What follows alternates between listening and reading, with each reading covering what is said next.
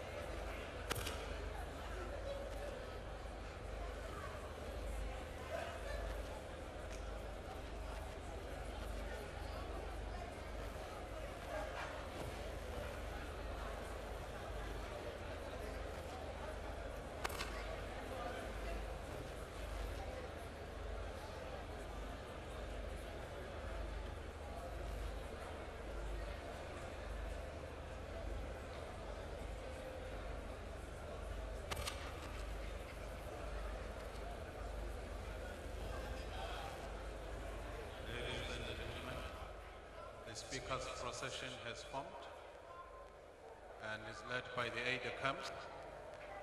The will be taken, which will be followed by the national anthem.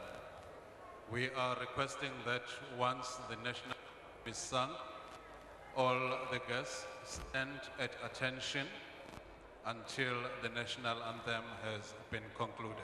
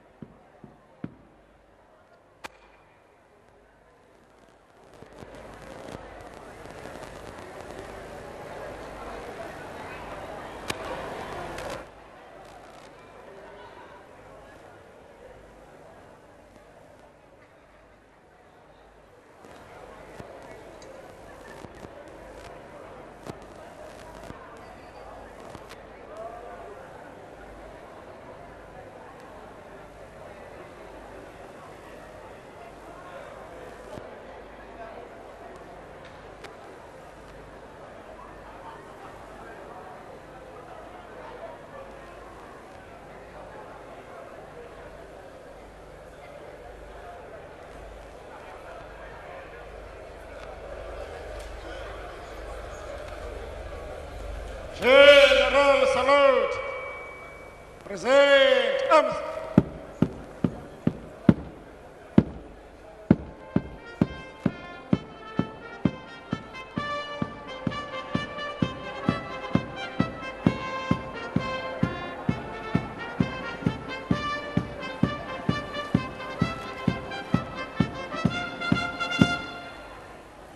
Out of honor, Soler Arms.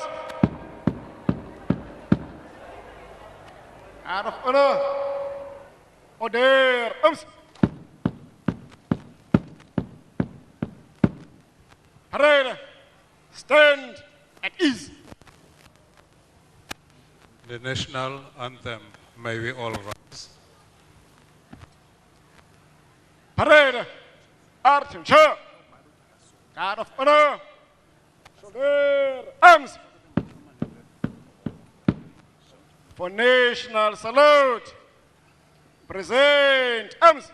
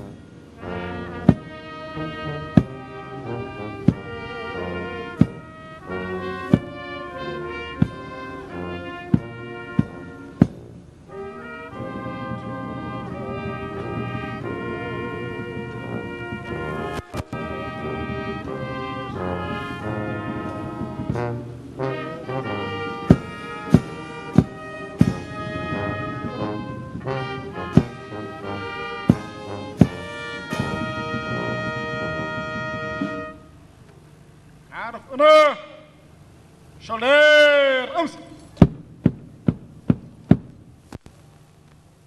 Guard of honor, Oder Arms. Parade, stand at ease.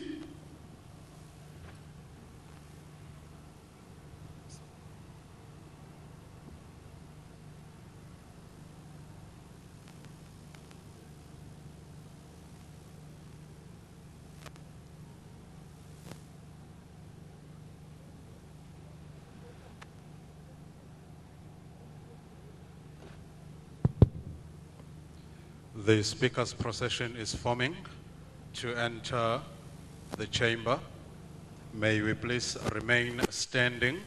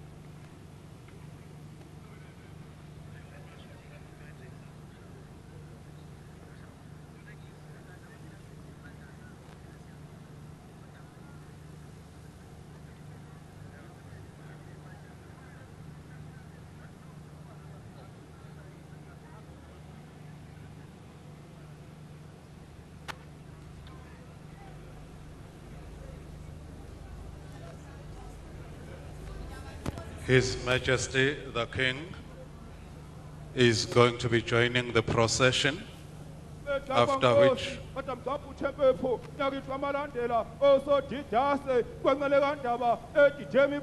umphikelela wensizwa ophela KwaZulu esephelele ngamandla maphokophela bungayinsizwa esidikilikana engabende bezingwe nobenza ngonyama ogijeme ngadlelande yeba ngaluphiphe kadodamlo tahle mandebeleni phothi nani mandebele nokukandelile kenabona izinyane kelesilo sikandaba lolohlamba izandla ngamakhanda amadoda wajola umhlabanela bekwagcwala ifundaso umfulasokana esinye somkhuse esinye sothukela nani mabuthathela ekutheni lapho la nongoma gijimana ngandlela sokana nobekela bangakezwa yithi likhuleza lanyelela sithi emnyama inyaso obhalula soshisa izikhotha ezakwanongoma ikwancane kandaba ephezwehle egazini babethoyise loyise mkhulu siyithanda buyahlola kanti bona bahlolayo into lebadengodonga kwabheka uZulu imvukuzane kandaba ifungusa ubusuku yasabonomame wasemandebeleni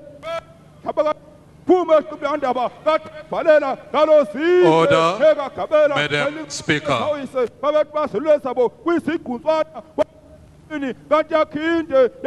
Epitoli kwasamaza bemisibhotha idlovene batha abamhlophe umgudu bafobheka endlukula nongoma yesha indlukula enyukanyuka ngebhasi lamatimate yebakazazini edwaleduka beyoginqithupha epitoli bende bangeke ubuse okwakaqini uqasa lawasa inkomo esangayiviyo usa ehlohlo inkomo ethandwa sibawu sukethusa umntamini ngiyagulelwa wafika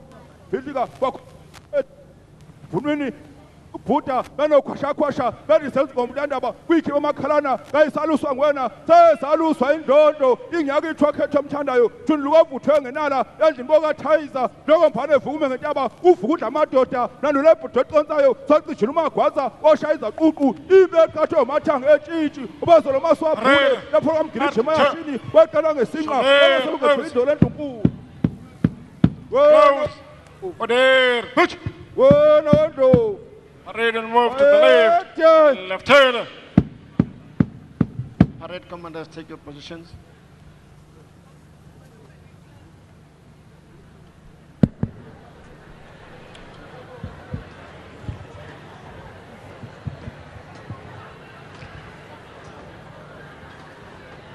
Let us take this opportunity for a silent prayer or meditation.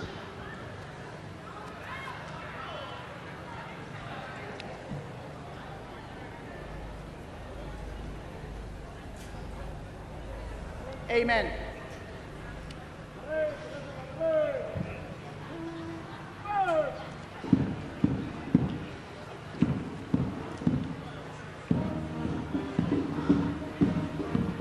I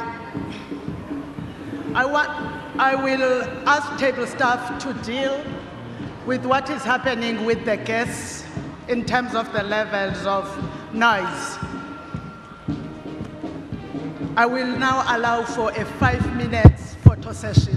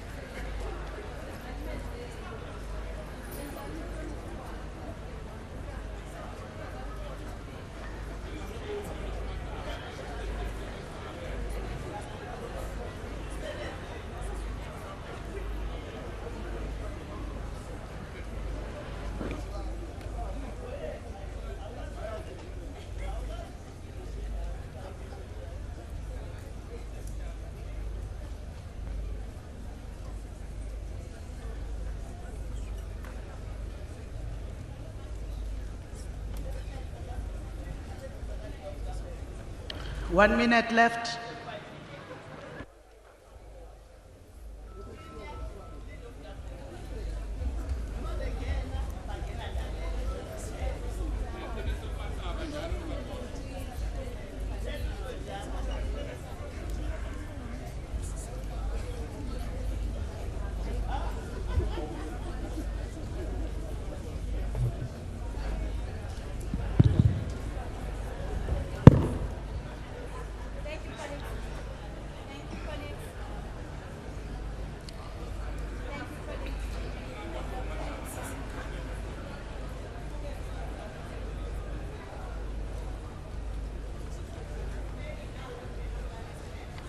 Thank you.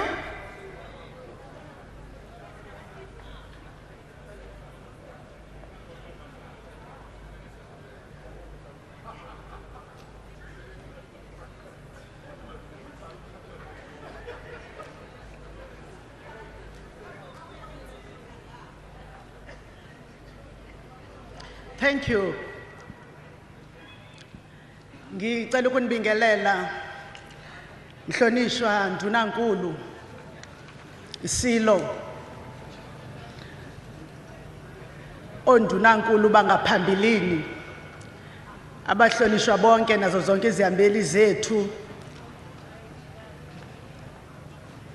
We will now go to the orders of the day, to the business of the day.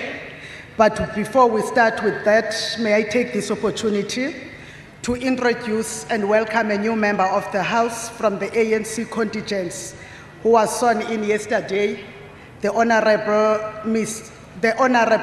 Mafika Damane Mdebele.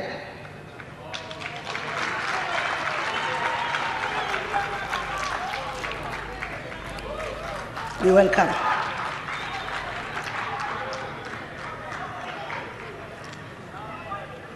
Honorable members and the guests, the sitting today has been called in terms of Standing Rule 10(1)(b), which provides an opportunity for the Premier to deliver the State of the Province address.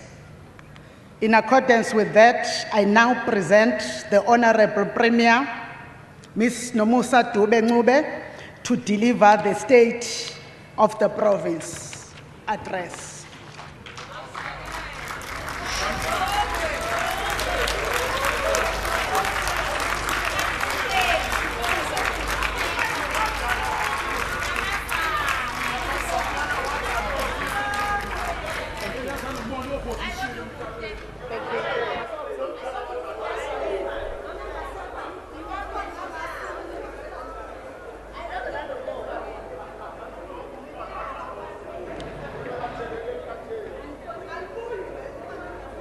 Premier, you may go ahead. Honorable members. Thank you, Honorable Speaker. Hlangalo mhlabathi silo sikhulu. Ndlula mithi yamakhosi. Siyabingelela kuwena. Siyabingelela indlunkulu yonke kaZulu. Sibingelela amakhosi asendlunkulu akhona. Sihlalo wendlu yobuholi bomdabu. Inkosi uShinga kanye nosekela sihlalo Nkosi uSithole amalungu endlu House of Traditional Leadership and Khoisan in the National Nkosi uChiliza. Siyafisa ukubingelela izinduna zamakhosi zonke ezikhona abantwana bonke basendlunkulu. Siyabingelela ngenkulu inhlonipho kuwena Somlomo, Honorable Boyce, Deputy Somlomo, Honorable Mthembu, members of the Executive Council, led by the Leader of Government Business, Honorable Duma, Honorable T.W. Mkhunu, the former Premier of KwaZulu-Natal, Honorable Dr.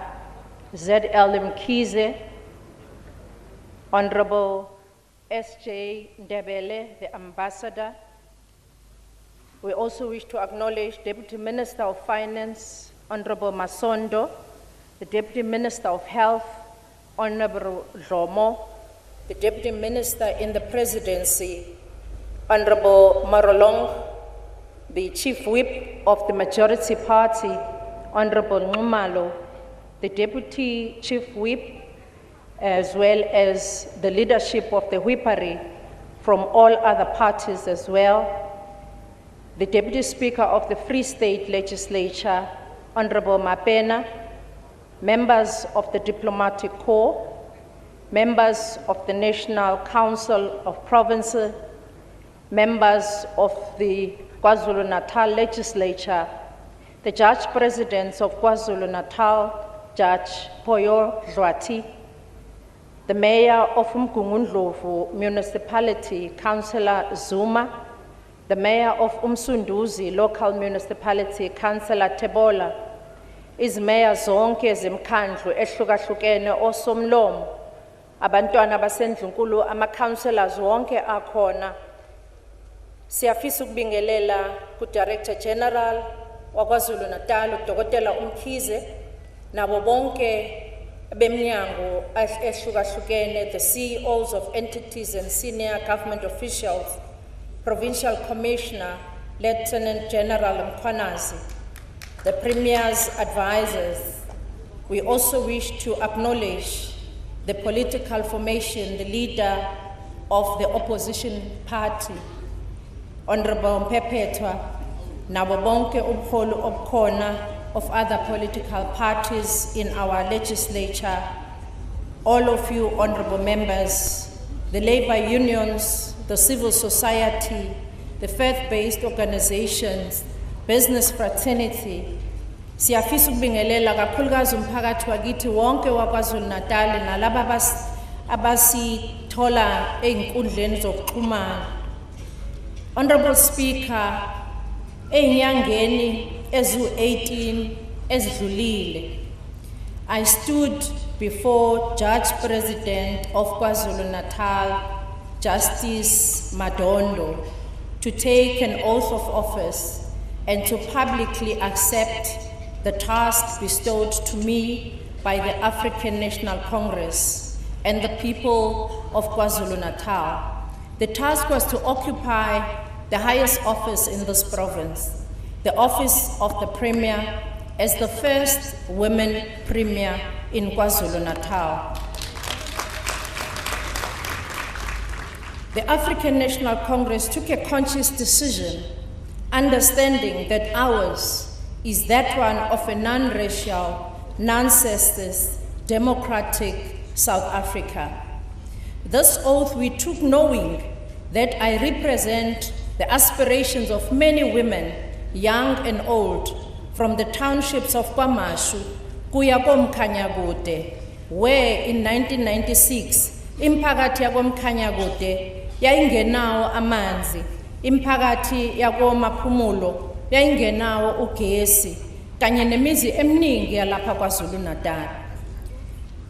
Lesi sifungo ngesikhathi sisithatha, I did not take it lightly, for it was an acceptance of the responsibility to transform into reality the hopes and the aspirations of millions of our people who yearn for a free, united, peaceful, and prosperous KwaZulu-Natal. In me, the community members, they saw the reality that indeed the African National Congress and its government is serious about the country, a province that is non-racial, non-sexist. Even it was possible that even a child who went to a school in Ndwedwe, you can become a pilot, because with the ANC government, the sky is not the limit for our young people in our country that is alive with possibilities even up to today. Siyababona abanye balabo bantwana abangama-pilots namhlanje njengoSanele Mkhize ozalwa laphaya endaweni yakhona la eNorth. Ushayela amabhanoyi eKatar Airways njengamanje ofundiswe yilohulumeni. uLethabo Vacu noThoni Tsonope, a couple eyatrainwa iwona nohulumeni through i-UKZN Nefuze Institute, bashayela amabhanoyi njengamanje waka Fly South Air. I'm sure abanye bake bashayelwa amabhanoyi ahamba abashayelayo. Usnethemba Ngwane is an instructor for Fly for Far Airways, which is a flying school and an aircraft charter service. Ukholega Dlangamandla, a talent naye novilakazi, nabo, they are flying drones njengamanje as commercial farmers in Nelspruit. Konke lokhu would not have been possible if it was not for a breakthrough in 1994 and the successive leadership of this government. Go 1994, kuya ku 2004, the late premiers, Honorable Dokotela Umdlalose, Honorable Dokotela Ungubane, Honorable Dokotela Umchali, nabo bathatha isifungo esifanayo. From 2004, the premiers of the ANC as well, His Excellency Ambassador Usbusiso Ndebele, the Honorable Zweli Mkhize, Honorable Senzo Mkhunu, Honorable Willis Mkhunu, na immediate predecessor wami, Honorable Sihle Zikalala. They all affirmed the loyalty to the principles enshrined by the Constitution and committed to serve our people to the best of their ability, diligence, and with dedication. I'm privileged and I'm honored, honorable members, to stand here indebted to all these selfless compatriots who in 5 foregoing terms have charted a path for all of us. Today, njengoba simlapha kulendlu ehloniphekile, sibheka ku 1994 lapho esiqhamuka khona, sibuka isithombe kuleminyaka ewu30 selokhu lele laseNingizimu Afrika lathola inkululeko. Simi lapha sizithoba kakhulu ngoba ama-millions abantu besifazane, abantu besilisa, abasha nabadala bakule province naseNingizimu Afrika iyonke basibukela umsebenzi ekufanele siwenze, simasha in the footstep of our great leaders like abo baba uNelson Mandela, abo mama Dorothy Ngembe, abo mama Ruth First, abo Ella Gandhi, abo Sophie de Bruyn, abo Fatima Meer, abo Victoria Mxenge, abo mama Flo Mkhize, abo mama Madikizela Mandela, kanye nabaningi abanye abaholi bethu.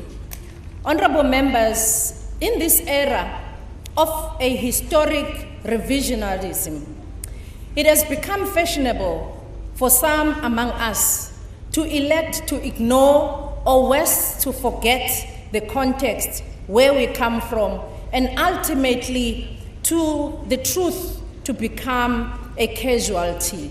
And I think kubalulekile ukuthi amaqiniso kungabi wona azofihlwa kepha kubonakale imisebenzi eyenzakalile. With a few months of our national and provincial elections, we should remember ukuthi KwaZulu-Natal has always had a unified province, but almost suffocated at birth ngalezayikhathi ezinzima ngesikhathi KwaZulu-Natal icishe ingangeni okhethweni laka 1994 ngenxa yezidubedube zodlame elwalukhona kulesi sifundazwe sethu. So deep ran the divisions zaKwaZulu-Natal that in the polls zaka 1994 was itself a miracle ukuthi sakwazi ukuthi sivote nathi sisifundazwe. The political violence that consumed the province resulted in a trail of shattered lives, as evidenced by izinto ezenzeka ko-Stateville, izinto ezenzeka ko-Makhutha, ko-Ngoye, ko-Hammarsdale, ko-7 Days of War khona lapha eMaritzburg, kanye nezigigaba eziningi ezenzeka, which was a state-sponsored killings. The scars of the Trustfeed massacres ordered by the apartheid police captain Brian Michel, which saw 11 people being mowed down at the funeral vigil in the run-up to negotiations and our first national elections, are still very fresh in all our minds. Kubalulekile ukuthi sikhumbuzisane njengalesifundazwe ngoba uma siyokhohlwa ukuthi kukhona abantwana ababefaka ama-poster ngo-1994 ngaphambi kuka-1994 ko-April ababethunywe ukhongolose befaka amaposter olundi ababulawa khona ngokufaka amaposter. Kukhona imiphakathi eyabulawa koshobashobane, kukhona imiphakathi eminingi yawo wonke ama-political parties eyashabalala kwasala intandane kwasela abafolekazi. Kodwa konke lokho kwaba imizamo yabaholi balapha KwaZulu-Natal behlangene benohlonze abasebenza ngezwi elilodwa behlangene.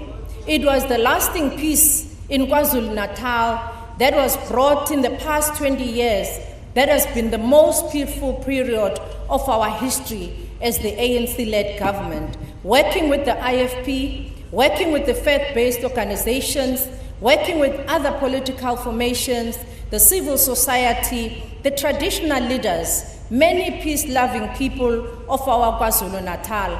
Our leaders had to work with single-mindedness to deepen the roots of political tolerance and peace in our province. Ingakho kubalekile ukuthi singakhohlwa ebesubona abantu bekhuluma izinto zokuqhatha nezokulwa kube sengathi kwakulula ngalezi zimpi.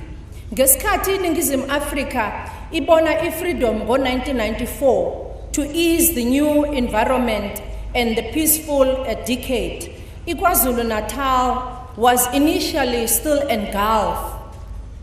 Later, sabona i-4x4 iqhamuka ekwakwabahola abanjengo-ambassador uSibusiso Ndebele, Dr. Zwelini Mkhize, Baba Mabuyakhulu, kanye noBaba uDumsani Makhaye, may his soul rest in peace. Laba baholi baqala ukuthi umphakathi waKwaZulu-Natal uqala ukuyibona intuthuko bayibone ngamehlo. Ingakho isisho esifana nokuthi intuthuko asiyibuzi siyibona ngamehlo saqala ngaleso sikhathi. It did not only gain currency, but it became a part of our daily political lexion. Ungasikhohlwa kanjani isixaxambiji? So was the creativity, the agility of the ANC administration when they came into place. The ushering in the new seminal moment was not without its challenges. Moving from Ulundi to Pietermaritzburg, the civil service machinery was to be geared up ukuthi ikwazi ukusebenzela abantu bonke, putting in place the government that was to function ikwazi ukusevisa imiphakathi yaKwaZulu-Natal. Ukusuka kweParlamente liza KwaZulu-Natal nakho kwaba nomthelela ekusaveni izimali ngoba siyakhumbula ukuthi abantu babengakwazi ukuthola ama-offices kahulumeni kalula, futhi abaholi kwakufanele ukuthi badrive zonke insuku, ababengabaholi ababekwazi nokugibela amabhanoyi imphephetho babekwazi ukugibela amabhanoyi bakwazi ukusheshe bafinyelele. Kodwa yonke lemisebenzi kwakuyimisebenzi enzima yokwakha isifundazwe saKwaZulu-Natal.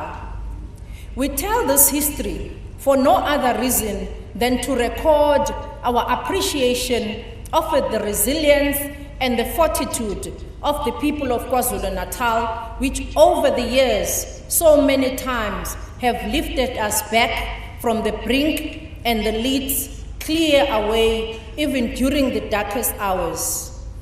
KZN people are resilient people who have resilience in their DNA, and they always find what former UN ambassador and the Atlanta Mayor Andrew Young calls a way out of no way.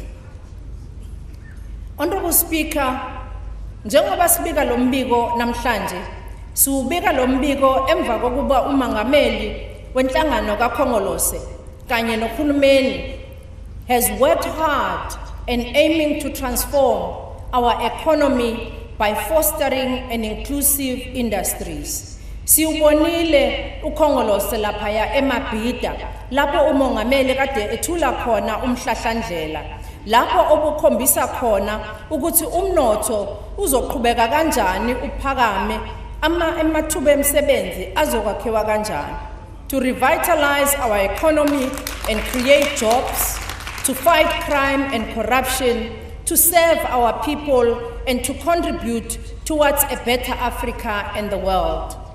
As a provincial government, let's do more to work together. We acknowledge the current challenges or constraints of energy, water supply in some parts of our province. We are working hard to attend to these issues, and I'm convinced that together we will find a lasting solution. Uhulumeni wethu emkhankasweni wakhe wokusebenza nomholi bethu bomdabu kanye nokuhlonipha iqhaza lobuholi bethu. Honorable Speaker, the government of KwaZulu-Natal iyahlonipha kakhulu isithunzi samakhosi kanye nendlunkulu kaZulu.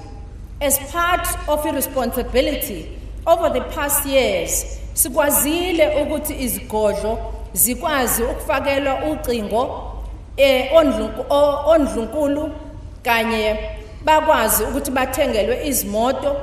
Umdlokombane njengamanje i-office liyakwazi ukuthi lisupporte yonke imikhosi kanye nemisebenzi ekufanele yenziwe indlulamithi. We are encouraged at the continuation of the cordial professional relation that exists between the government and His Majesty the King, as we did with the late King Umdlokombane. In consultation with His Majesty, njengamanje, we are finalizing the plans to build the new palace for the King in KwaNongoma. The government of KwaZulu-Natal liyahlonipha kakhulu iqhaza lobukhosi bakithi. Uma ubheka siqhamuka esikhathini saka 1990 noma esikhathini zabo 1990, amakhosi kwaZulu ayengaphansi komthetho obizwa ngokuthi iziphakanyiswa Act ka 1990, which was based on a draconian and colonial Bantu administration ka 1927. For the passing of the National Traditional Leadership and Governance Act, eyaphasiswa ngo 2003, followed by the Provincial Act and the Traditional Leadership and Governance Act ka 2005. The aim of this legislation was to transform and to rectify all wrong abaningi, including giving back isithunzi kubuholi bakithi bomdabu. Ngaphambi ka 1994, amakhosi akithi asendlunkulu ayahola nje onsumbulwane abanjengo 3000. Angisaphathi induna ke zazingaxoshi kwantu. Administrator babengatholi kwantu. Namhlanje sikhuluma ngokuthi amakhosi asendlunkulu aseyakwazi ukuthi okungenani kube khona u279,000 per annum, representing more than 300% increase in the past 20 years. Ukuze sivikele isithunzi samakhosi emphakathini, ngo-2005 uhulumeni wesifundazwe wethula uhlelo lokwakhelwa kwamakhosi imizi yezizwe ewafanele. Sikhuluma nje imizi yezizwe esiyakhiwe ingu-14 eyakhelwe izizwe. Ngaphambi kuka-1994, i-administration eyayikhona yayakha nje lokho kwakuthiwa ngama-traditional courts, okwaku ama-flat nje ayeba namakamelwana ambalwa. Post-2004, government developed a plan to upgrade these traditional councils to be offices esizibiza ngokuthi ngabo one-stop shop. Njengamanje siyazibona endaweni zamakhosi kukhona ama-department akhona njengo-health, kukhona osasa, kukhona ama-office o-SABC, kukhona ngisho ama-office amakhansela, ama-office amakhosi kanye nezinye insiza kulabo one-stop shop. Njengamanje sesiyakwazi kubonile ukuthi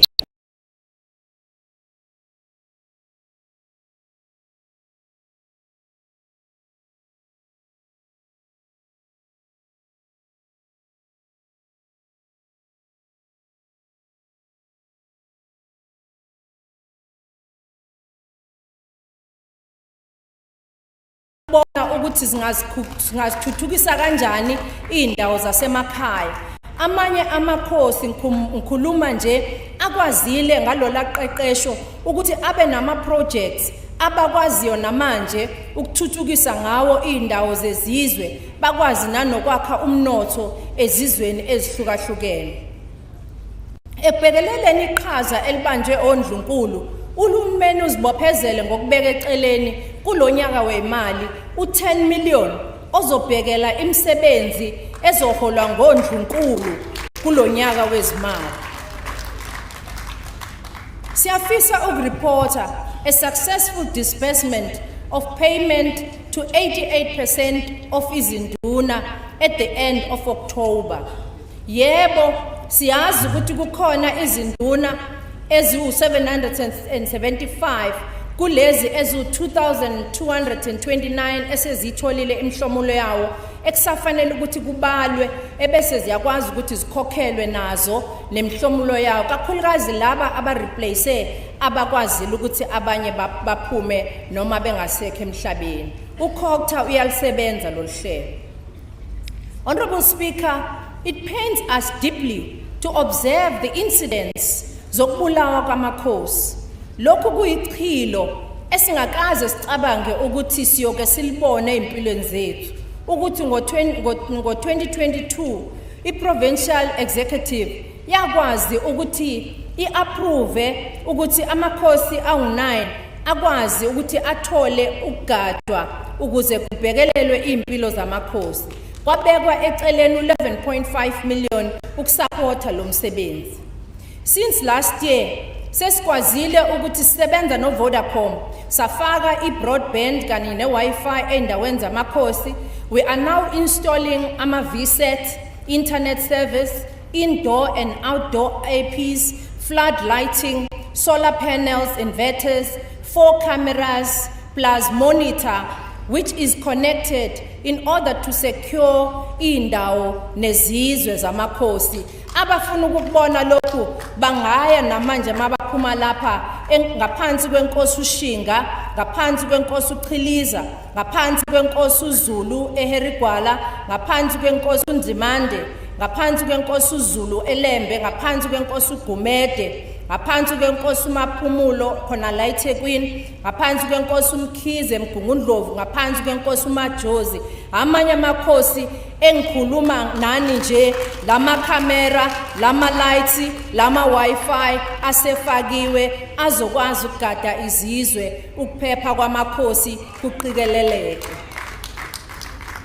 Uma sibheka umsebenzi owaziwe ukuthi wenzeke kule MTSF ka2019 ku2024, Honorable Speaker, allow me to borrow the words of a celebrated author, Charles Dickens, in his seminal work, The Tale of Two Cities, in which he declares, "It was the best of times, it was the worst of times, it was the age of wisdom, it was the age of foolishness, it was the epoch of belief, it was the epoch of incredibility, it was the season of light, it was the season of darkness, it was the spring of hope, it was the winter of despair. We had nothing before us. We were going direct to heaven. We were all going direct the other way. We saw no way, but we found a way." We lifted the words of Charles Dickens because they capture izinto esidlule kuzona, the dizzy 5 years esibonile njengalesi sifundazwe saKwaZulu-Natal. We felt sometimes ukuthi we were in the verge of collapse, while at other times we felt the touch of the sky, hoping that in despair we will find life and we will find light. In this 6th administration, we were tested, and steadily we resolved to soldier on despite all of those challenges. It is a fact, honorable members, nomphakathi wakithi ohloniphekile, ukuthi i-COVID-19 esidlule kuyona idlule nemphefumulo eminingi. It is a fact ukuthi kule minyaka ewu5 sidlule kulo COVID-19 singene ku-unrest lapha eKwaZulu-Natal eshabalalise amabhizinisi yashabalalisa ngisho amahhovisi akahulumeni, yashabalalisa i-infrastructure kanye nempahla. It is a fact ukuthi njengamanje umnotho wethu wakhahlamezeka kakhulu zikhukhula esizibone kuyona yonke leminyaka kusukela ku2019 ku2022 ku2023. Uyawubona unyaka ushabalala, sizama ukwakha, sisukuma sithi siyakha kuqale phansi kushabalala. Up to February 2023, we had lost more than 16,297 lives in KwaZulu-Natal through COVID-19 pandemic, and more than 102,000 direct jobs were decimated in the province, and the cost of impact of the pandemic is still unfolding kuze kube manje akakapheli lobo buhlungu. Following izikhukhula zakwa 2022, in July 2021 unrest, we implemented a package of recovery, a number of infrastructure projects esawabeka ukuvuselela ama-shopping malls, ukuvuselela amafemu, ukuvuselela nokusiza inkampani ezayikhahlamezekile. OSASTRIA, Department of Competition and Industry, NEF, IDC, bakwazi ukuthi banikeze osomabhizinisi abancane imali zokwazi kubasiza ukuthi bavuselela amabhizinisi wabo. KwaZulu-Natal Department of Economic Tourism and Environmental Affairs eholwa umhlonishwa uDuma wakhipha u67 million towards flood relief ekwazile ukuthi size osomabhizinisi abakhahlamezeka ngezikhukhula zika 2022 nezaka 2023. Having almost been brought to its knees by the floods, the civil unrest, and the global economic challenges, today our economy is back on its feet, gradually addressing the damage, which is estimated to about 33 billion. Honorable members, nomphakathi wakithi ohloniphekile, our coastal province, we have ichweba, the port system, that is very vital for the growth of our economy and the growth of the economy of the country. Siyakwamukela futhi sikushayela ehlombe ubuholi bukamongameli wethu umhlonishwa ubaba uRamaphosa owazisukela yena weza eRichards Bay ukuzobona umonakalo owawenzakala ngesikhathi kunomsebenzi owawenzeka laphaya noma umsebenzi ongaqhubeki kahle udala ukuthi kube necongestion yama-truck laphaya kwiport yaseRichards Bay. Kwi-oversight yakhe umongameli wafika wazozibonela ngokwakhe, wakwazi ukuthi anikeze ubuholi emhlanganweni esasinawo, kwahlanganwa nanomasipala nominister wama-SOEs, kwakhulunywa ngodaba lokuthi isiphi isixazululo uhulumeni ayeza naso ukuxazulula inkinga elaphaya kwi-port of Richards Bay. At the port of Durban, after having received words and introduction, the container surcharge by shipping lines, nakhona sesikwazile ukuthi umsebenzi uboyeke kojwayelekile, ama-vessels encourage kade ngoDisemba ngoNovember sasibona ama-vessels awu-60 emile elindele ukungena. Njengamanje sikhuluma ngoJanuary bese ama-vessels ala ko-10 kuya ku-12 kuphela asekwazi ukuthi alinde, kodwa umsebenzi omuhle uyaqhubeka.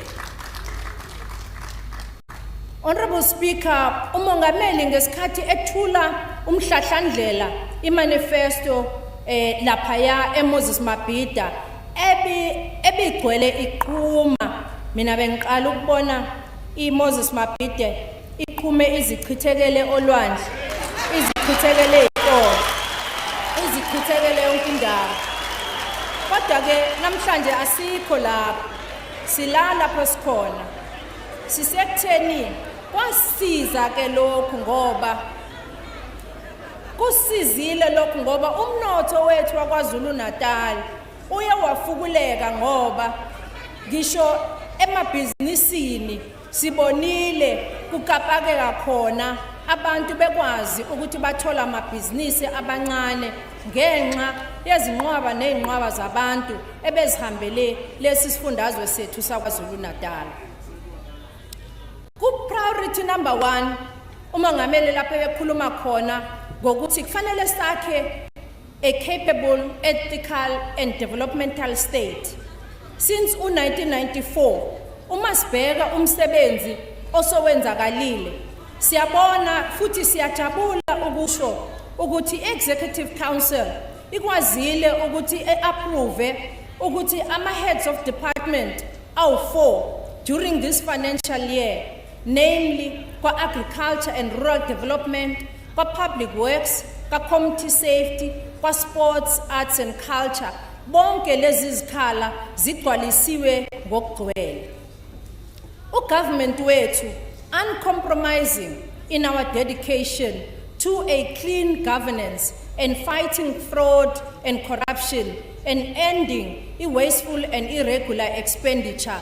U-AG noma u-Auditor General uzikhulumele yena kumbiko womcwaningi mabhuku ukuthi amabhuku wahulumeni waKwaZulu-Natal ahamba kahle ngohlelo oluhle kangakanani.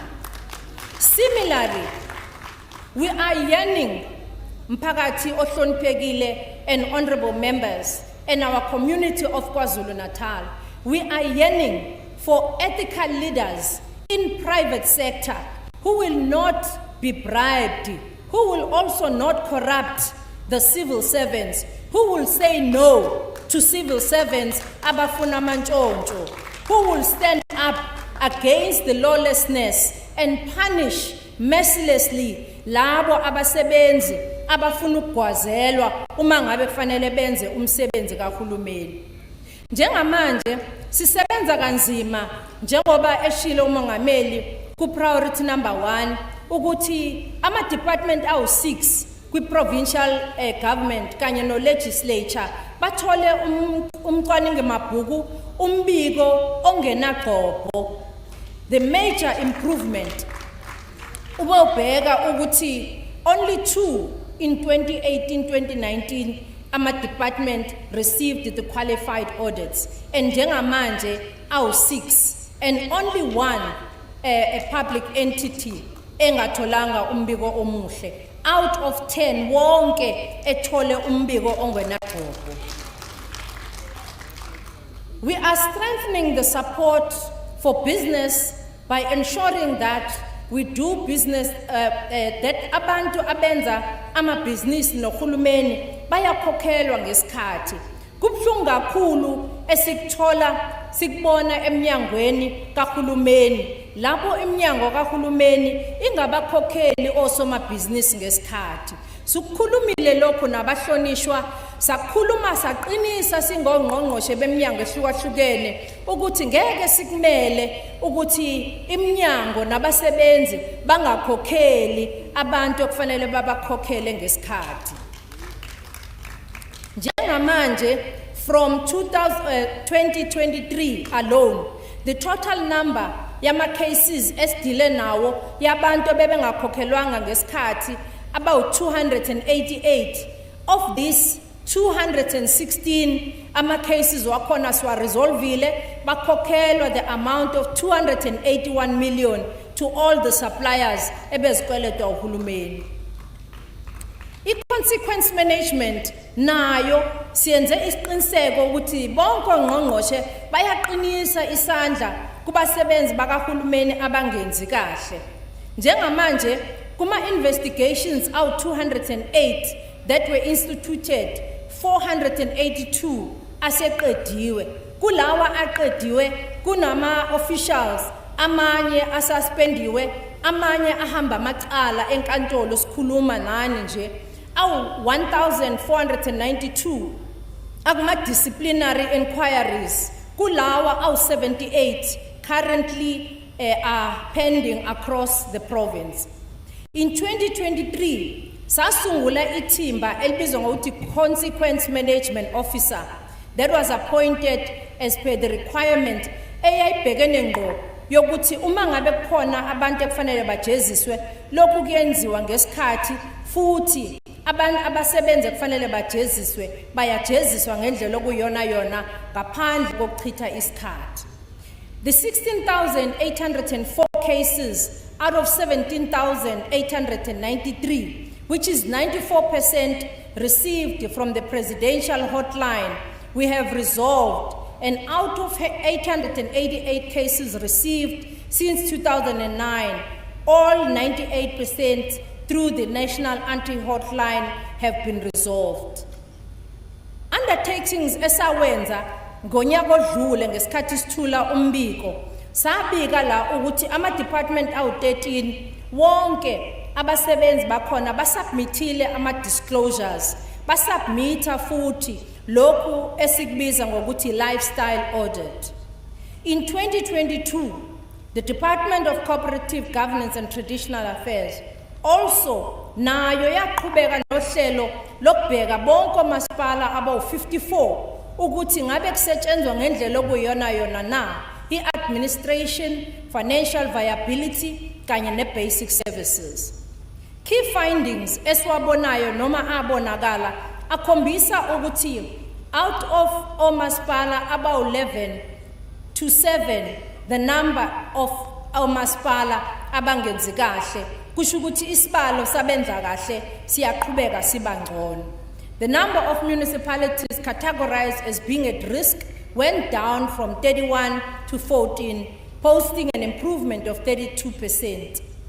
It is worrying though, malunga ahloniphekile nomphakathi wakithi, kuyasidumaza futhi kuyasikhathaza ukubona umbiko suthole ngesonto elidlulile ukuthi omasipala abayisebenzisi imali abayinikezwa uhulumeni yokuthi balethe idingo kubantu kakhulukazi i-MIG noma i-Municipal Infrastructure Grant. Siyazi ukuthi kujwayelekile ukuthi uma ngabe kunyaka we-transition kube khona ukuphazamiseka kokuspenda kwalezi imali. Kodwa kuwe ukuthi uma ngabe ama-local government elections aseqhubekile ebese siyakubona ukuthi imali zisetshenziswe ngoba lezi zimali uhulumeni aziletha komasipala ukuthi kulethwe amanzi nogesi kanye nezinye izinsiza zigcina uma ngabe zingasawenzi lo msebenzi kugcina sekuphoqeleka manje ukuthi uhulumeni wesifundazwe aphinde asebenzise enye imali ayokwenza lo msebenzi ekufanele ngabe wenziwa imali edluliselwe komasipala. Honorable members, we are moving the province towards full digitization, harnessing the opportunities with enhanced efficiency and effectiveness in government while bringing opportunity for economic growth, jobs, and for our citizens. Amongst the milestones, we are implementing the digital transformation strategy. Esikhulume ngayo kabanzi ngonyaka odlule. We are increasingly adopting a paperless government with services sent to use less physical documentation to total elimination of papers altogether in the near future.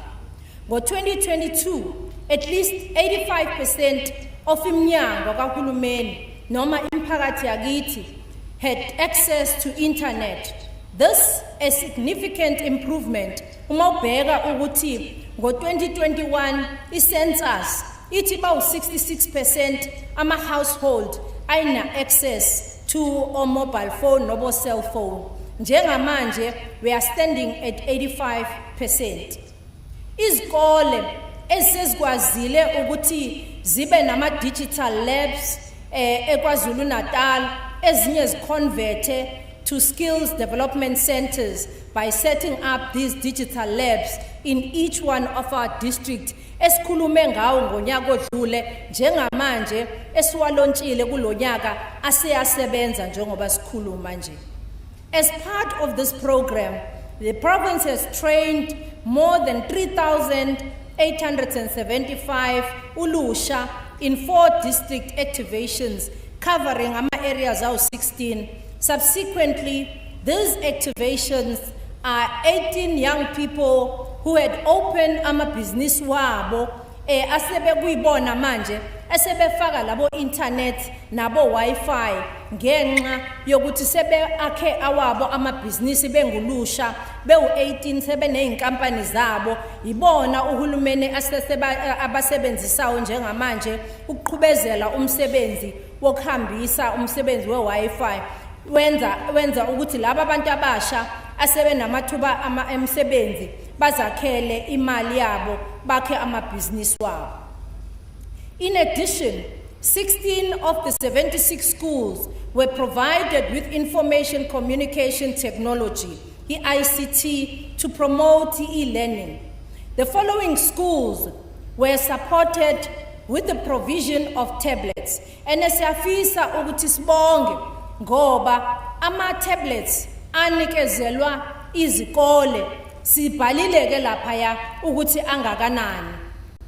131 eMajuba, eHerigwala 462, eLembe 625, eKingcetshwayo 1182, eThekwini 228, Ogwini 376, eMgungundlovu 623, eMzinyathi 1560, eZululand 1029. Esewonke lama tablets eswanikezele izikole zase province KwaZulu-Natal awu 6224 abantwana bethu abawasebenzisayo njengamanje. Following the successful amendment of the curriculum to prepare our learners for the fourth industrial revolution, 232 schools are implementing izifundo zama robotics, the coding curriculum at the intermediate phase nakhona seyiqalile ku grade 7. 164 provincial libraries njengamanje nazo seziconnectiwe nge-Wi-Fi. Izibhedlela zethu nama-clinic amanye nawo asenayo i-connectivity. All our provincial departments njengamanje sikhuluma ase-connectiwe and siplane ukuthi by 2030 with all our public facilities abe esenayo i-Wi-Fi. Priority 2 umongameli akhulume ngawo kulesikhathi se-lockdown sibonile even nangesikhathi se-COVID-19 ukuthi ugovernment usebenze ngokubambisana nosomabhizinisi kakhulukazi ukufukula umnotho obufadabele ngendlela eyisimangaliso. Sibona abantu bakithi bephelelwa ngisho nayimisebenzi kuwa ngisho namabhizinisi. Together sikwazile ukuthi sakhe iplani yokuthi osomabhizinisi singakwazi kanjani ukuthi siba retain bakwazi ukuhlala la kusifundazwe saKwaZulu-Natal kwenzele ukuthi imisebenzi ingaqhubeki ukuthi iphele. We rebranded and aggressively marketed KwaZulu-Natal not only as investment destination but as South Africa's premier tourist hotspot. KwaZulu-Natal partnering with companies to safeguard employment within our existing base while also identifying new recruits and new investors. We accelerated business permits, business license approvals, priority catalytic projects in order to stimulate growth and develop our province. To deal with the challenge ye red tape, nakhona futhi sikwazile ukuthi sisebenze nomnyango wesebenza ngokuthuthukisa wezomnotho kanye nezokuvakasha ukuthi i-trade and investment nayo ibe no one stop shop eyakwazi ukuthi size osomabhizinisi ba-applyele ngisho umsebenzi ba-applyele ngisho ama-insurance o-government ayewanikezela osomabhizinisi.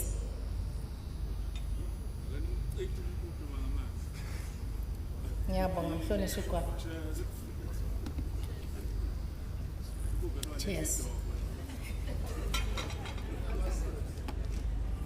Siyabonga.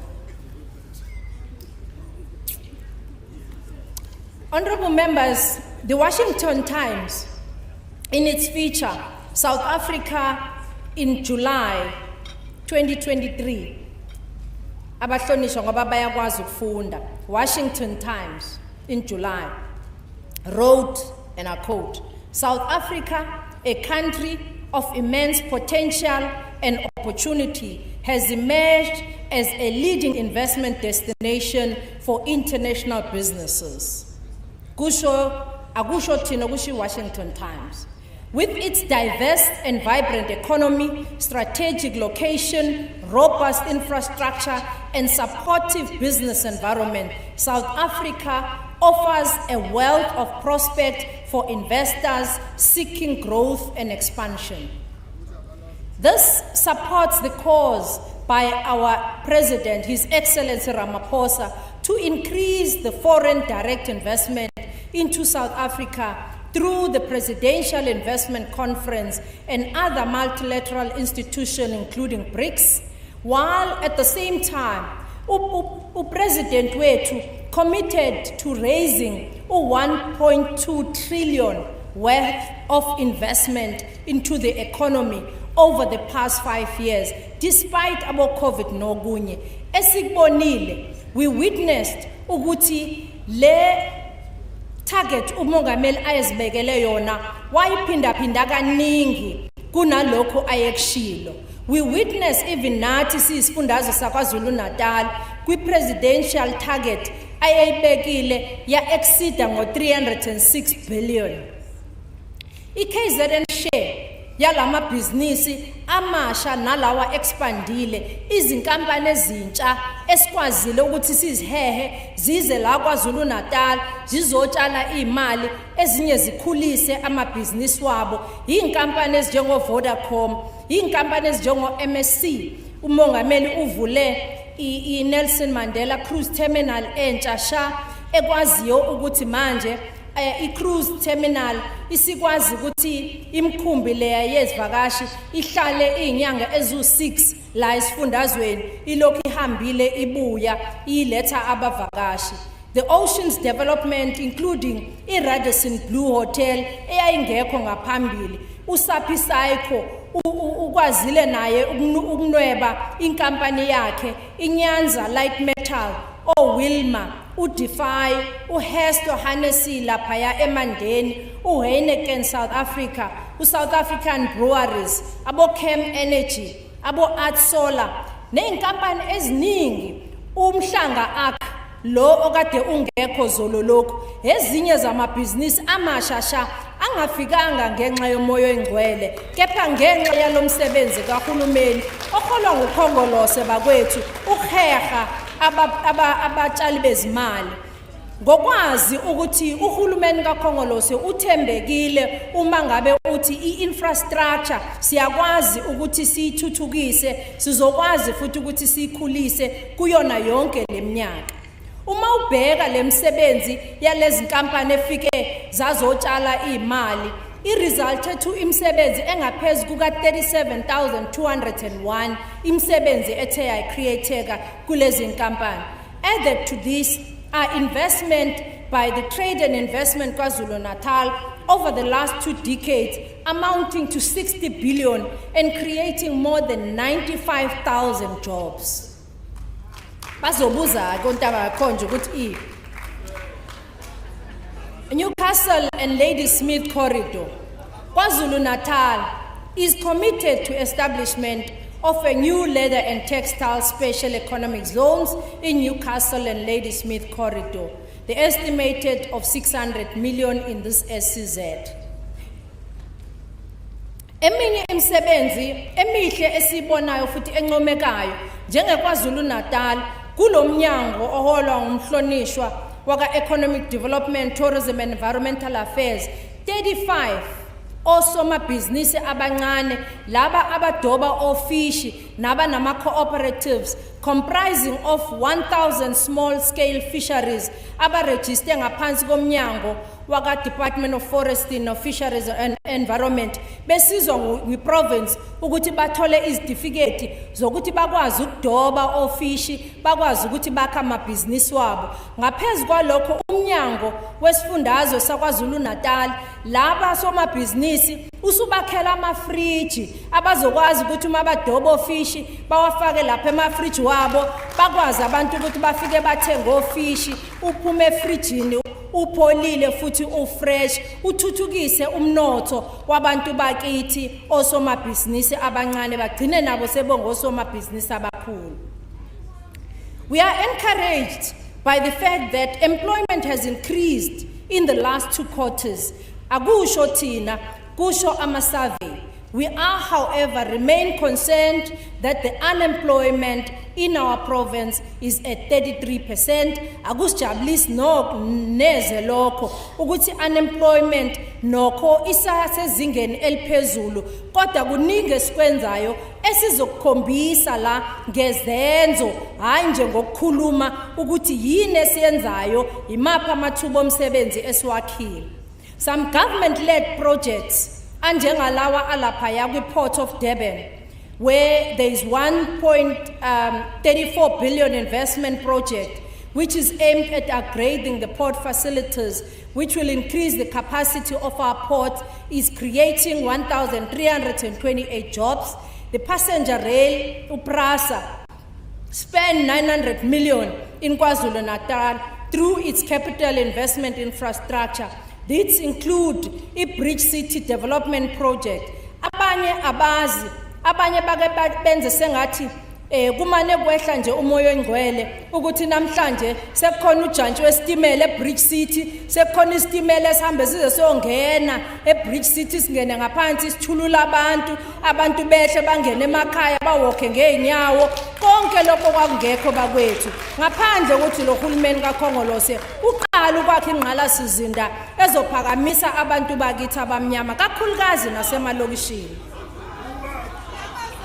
Laphayana uma ubheka u2 billion wesibhedlela iDr Plixi kaIsaka Seme isibhedlela lesi esiseqophelweni eliphezulu. Emasontweni adlulile baningi abahlonishwa la esibabonile beyonyangwa khona laphaya. Umqondisi jikelele nje uDokotela Mkhize naye uye walaliswa khona laphaya kulesa sibhedlela wanyangwa khona waphila waphuma esewumqemane ngenxa yokutrusta isystem yethu kanye nezibhedlela zethu. Lokho kukhombisa ngokusobala ukuthi sonke nami imbala siyasebenzisa izibhedlela zakahulumeni ngenxa yokwazi ukuthi unyango olapha lusilingele thina kanye nabo bonke abantu emphakathini yethu. iDr Plixi kaIsaka Seme create imisebenzi ewu-5,312 even nangesikhathi kusakhiwa sona lesa sibhedlela. We have long acknowledged that government alone cannot address the enormous developmental challenges that we are facing. In order to develop and accelerate the economy, siyawadinga osomabhizinisi ukuthi batshale izimali ukuze phela sakhe sithuthukise umnotho. The following are some of those private projects esiwabonayo esisebenze nosomabhizinisi. U-ArcelorMittal blast furnace wakhe imisebenzi lapha ngeproject ka-1,328 jobs. The Greater Dugu project worth 37.6 billion that created 99,947 jobs.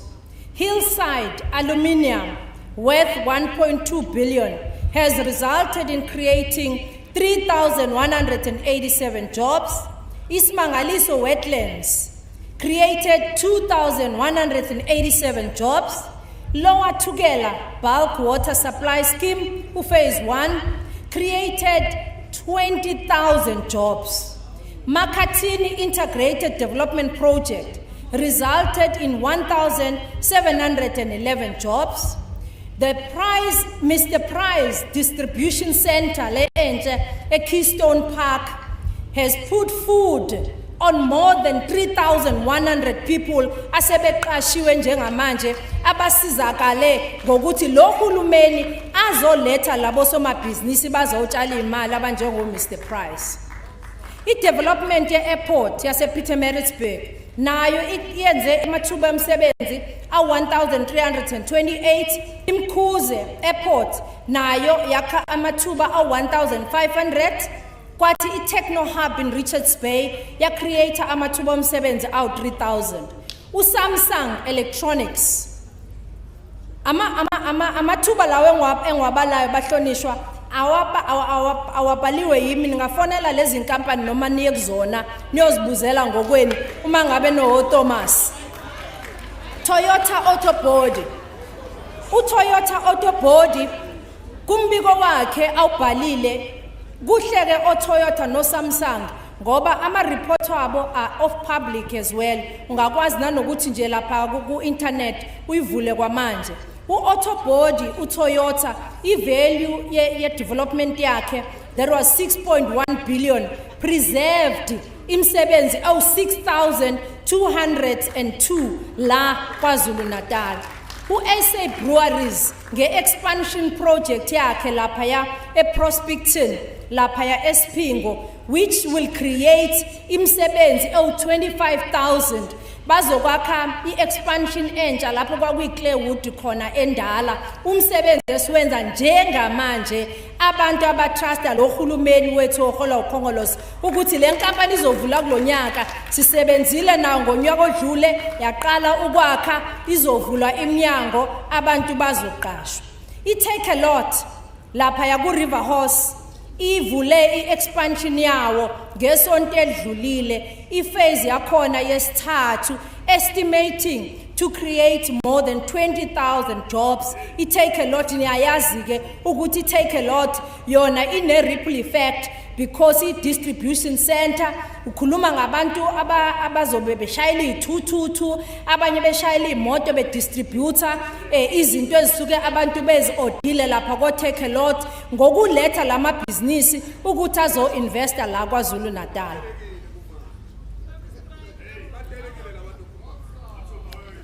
The comprehensive support to the township and rural economy, revitalizing underdevelopment in the township, bahlonishwa, iyasikhathaza kakhulu ukuthi usemkhulu umsebenzi ekusafanele siwakhe ukuthuthukisa indawo zasemalokishini kanye neindawo zasemakhaya. Kule minyaka uhulumeni ukwazile ukuthi sibeke phambili umsebenzi onjengokuthi fanele size ama-spaza shops wethu bakwethu shishaya ikhwelo.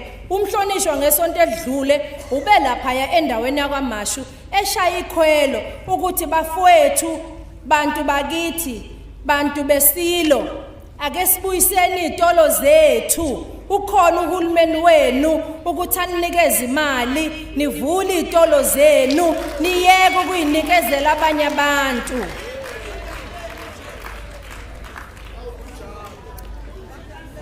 It is against this background that a week ago, umhlonishwa launcha a project ekubizwa ngokuthi izimele Traders Fund, worth 22 million.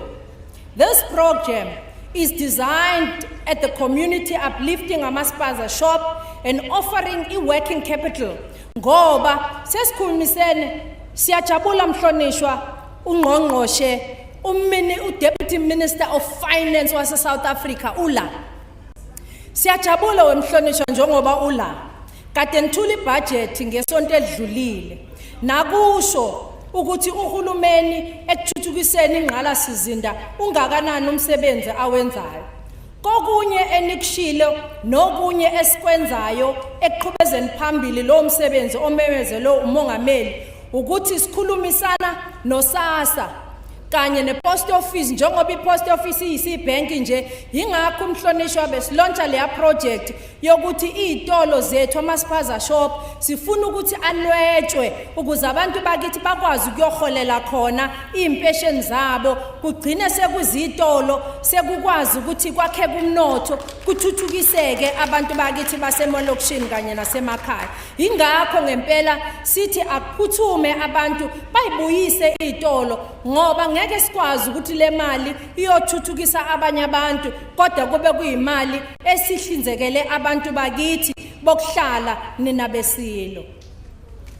Since 2019 umnyango waka-agriculture ukwazile ukuthi usize abalimi abangaphezu kuka 17,266 smallholder producers, and through the multi-planting season program, 150,000 hectares were planted for food production from across the province. But not only for the food production, abanye balaba bantu esibasizile ukulima, abantu abakha amabhizinisi wabo namhlanje asebethutheleka ukudla through iproject yethu ebizwa ngoRaset, bathelela ukudla koSpar, koCheckers nakwezinye izitolo kanye nakoBoxer.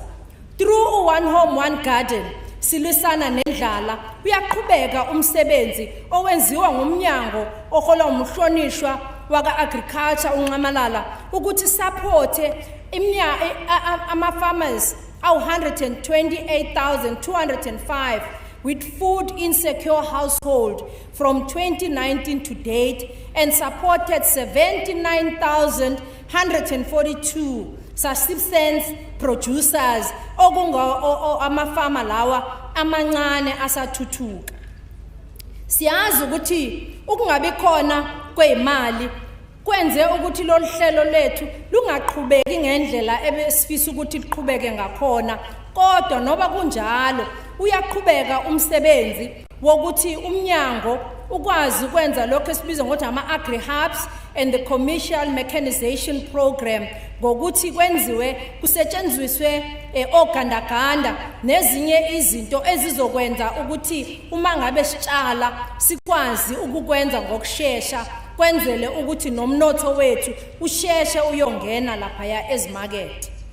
According to a study saka Forbes 2020, at the onset of COVID-19, the global aviation sector yashayeka kakhulu ngesikhathi saka 2020 kuqala uCovid-19. Over 40 airlines were grounded to their feet, and the major carriers, including British Airways, Cathay Pacific, were grounded, and most of these airlines grounded 96% wamabhanoyi wabo umhlaba wonke jikelele. Kodwa esesikwenzile njengalohulumeni ukuthi sibone ukuthi lo mkhakha ubalekile ngoba uyakwazi ukuthi umumathe abasebenze abaningi. The aviation for us is at the heart of the global economic development and is widely also recognized as a key contributor to the economic and social development and the catalyst for growth.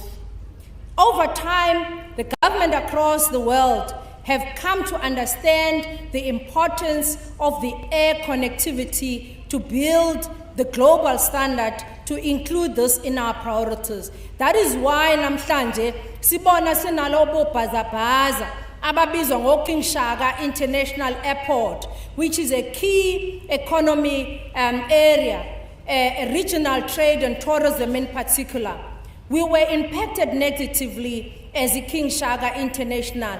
Abanye bayibona iKing Shaka International bengena kuyo even abahlonishwa behlale begibela amabhanoyi kuyona bakhohle ukuthi babegibele ku-airport encane lapha eSphingo yayingekho ngaphambi kwalohulumeni kaKhongolose, kodwa ke bese bethi yini eyenziwa uhulumeni. We have brought our initiatives back zokwazi ukuthi sibuye siwahehe amabhanoyi ukuthi abuye ezolenda la KwaZulu-Natal. Siyakudusa kakhulu ukusebenzisana namabhanoyi ama-airlines anjengabo Emirates, abo Qatar, abo Turkish, abo Airlink, Eswatini Air kanye namanye ama-routes esisebenza nawo njengamanje enizobona maduze nje bethi cha baba kuleli lakamthaniya beletha umnotho bezokwenza isiqiniseko sokuthi lokho esikushoyo okushiwo umongameli ngeweekend ukuthi sizawufukula lo mnotho ngoba siyazi abantu bakithi bayafuna ukuyibona lemsebenzi ifika futhi ngokusheshsha.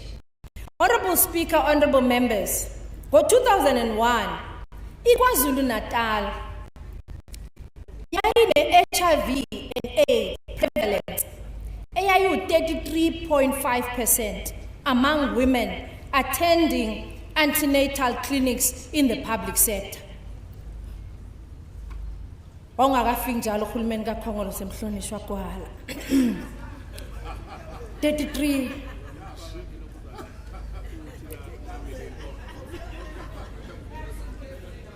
asifikanga ngo-1994 mhlonishwa kwakukhona umhlonishwa ngibabalile 2002 we enrolled 2002 kwasekhona umhlonishwa ke 2004 umhlonishwa uMkhize ingakho into zaqala ukushintsha lapho lalela ke mhlonishwa I must mention that the HIV and AIDS is not the only major health threat that KwaZulu-Natal has managed effectively, saving thousands of lives of the people of KwaZulu-Natal. The province has stabilized HIV and AIDS rate with a successful rollout of ARVs, which placed 95% of 1.65 million HIV positive people on treatment. Bakhona ke njalo ababethi ngesikhathi lo hulumeni kaKhongolo uqala i-antiretroviral therapy program bathi lo hulumeni wenza into angeka imele ngoba ayikho sustainable le program yokunikeza abantu ama-antiretrovirals. Ungqongqoshe wezempilo kwakumhlonishwa uZweli Mkhize. Kwakungayena uMantshinga ndlala ngoMantshinga bahlonishwa.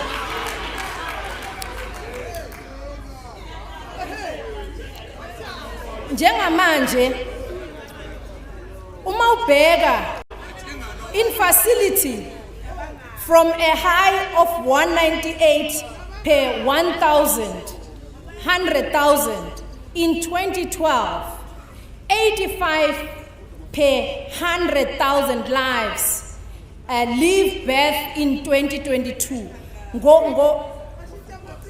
Ngikhuluma iqiniso bahlonishwa nilalela. Ngo-2012 abantu ababephila umhlonishwa uMtshali wayenongqongqoshe owayenohlonze kakhulu owayebizwa ngokuthi umhlonishwa uMkhize. Thank you.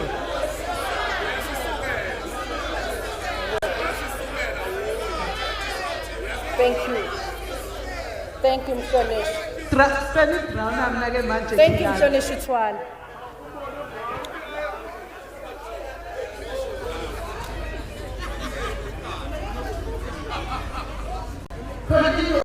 Premier.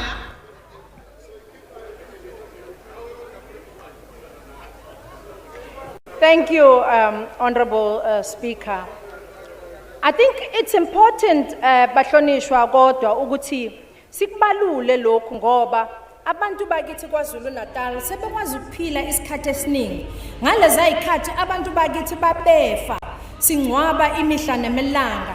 Abantu bakithi begcwele izibhedlela, abantu bakithi bebhuqabhuqwa izifo ngenxa yokuthi sasingakakwazi ukudila nezifo kodwa ngenxa yomsebenzi owaqalwa uhulumeni owabonakala waze wanconywa nayi United Nations eyakwazi ukuthi ihalalisele uhulumeni yaze yamxhoma uphaphe legwalagwala umhlonishwa uMkhize e-United Nations ngenxa yomsebenzi ayewenza. Yebo kwakusehulumeni waka-IFP kodwa umhlonishwa uMkhize wayemele ukhongolose kulo yahulumeni intuthuko ayibona ngamehlo. Ngamehlo abantu intuthuko bengayiboni kwabanye abantu abangayikholwa.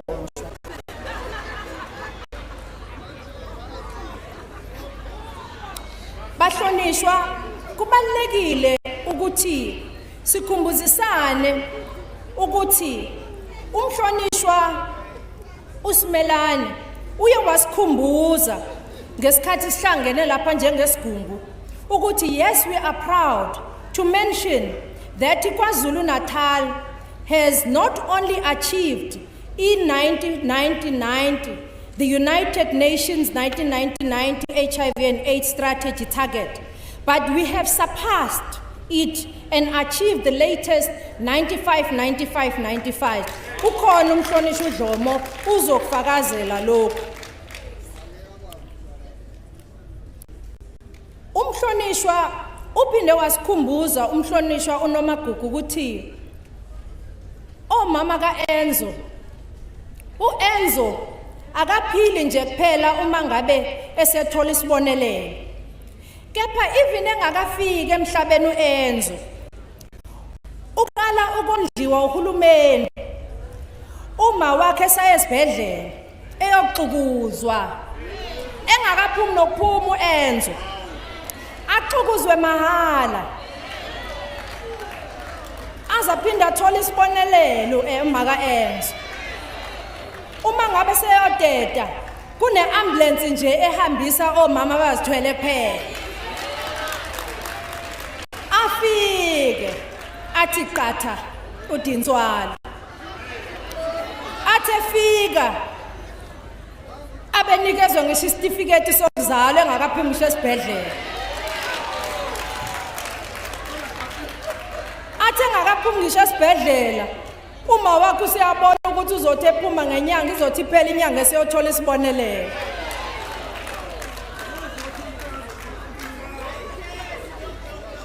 On average, the residents of KwaZulu-Natal are today dying from non-communicable diseases, which is an increase of almost 60% over 20 years.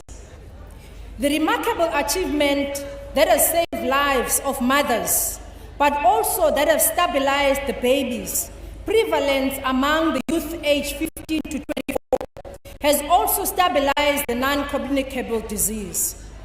Okunye besikhunjuzwa umhlonishwa uSimelane lapho uthi uma ngabe fika uEnzo akasafiki manje sibe nenkinga yokuthi uzozalwa enegciwane.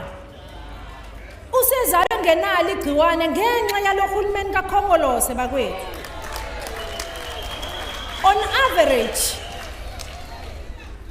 average, abantwana bakithi nomphakathi wakithi usuphila isikhathi eside. Abantwana abaningi sebezalwa bengenalo igciwane njengamanje. Kuyiqiniso lelingephikiswa umuntu. Lokhu akwenziwa ngomlingo, kwenziwa ngezithukuthuku nokusebenza kwalobuholi nohulumeni kaKhongolose. Ingakho kubalekile ukuthi KwaZulu-Natal now has the highest proportion of non-natural deaths in the country.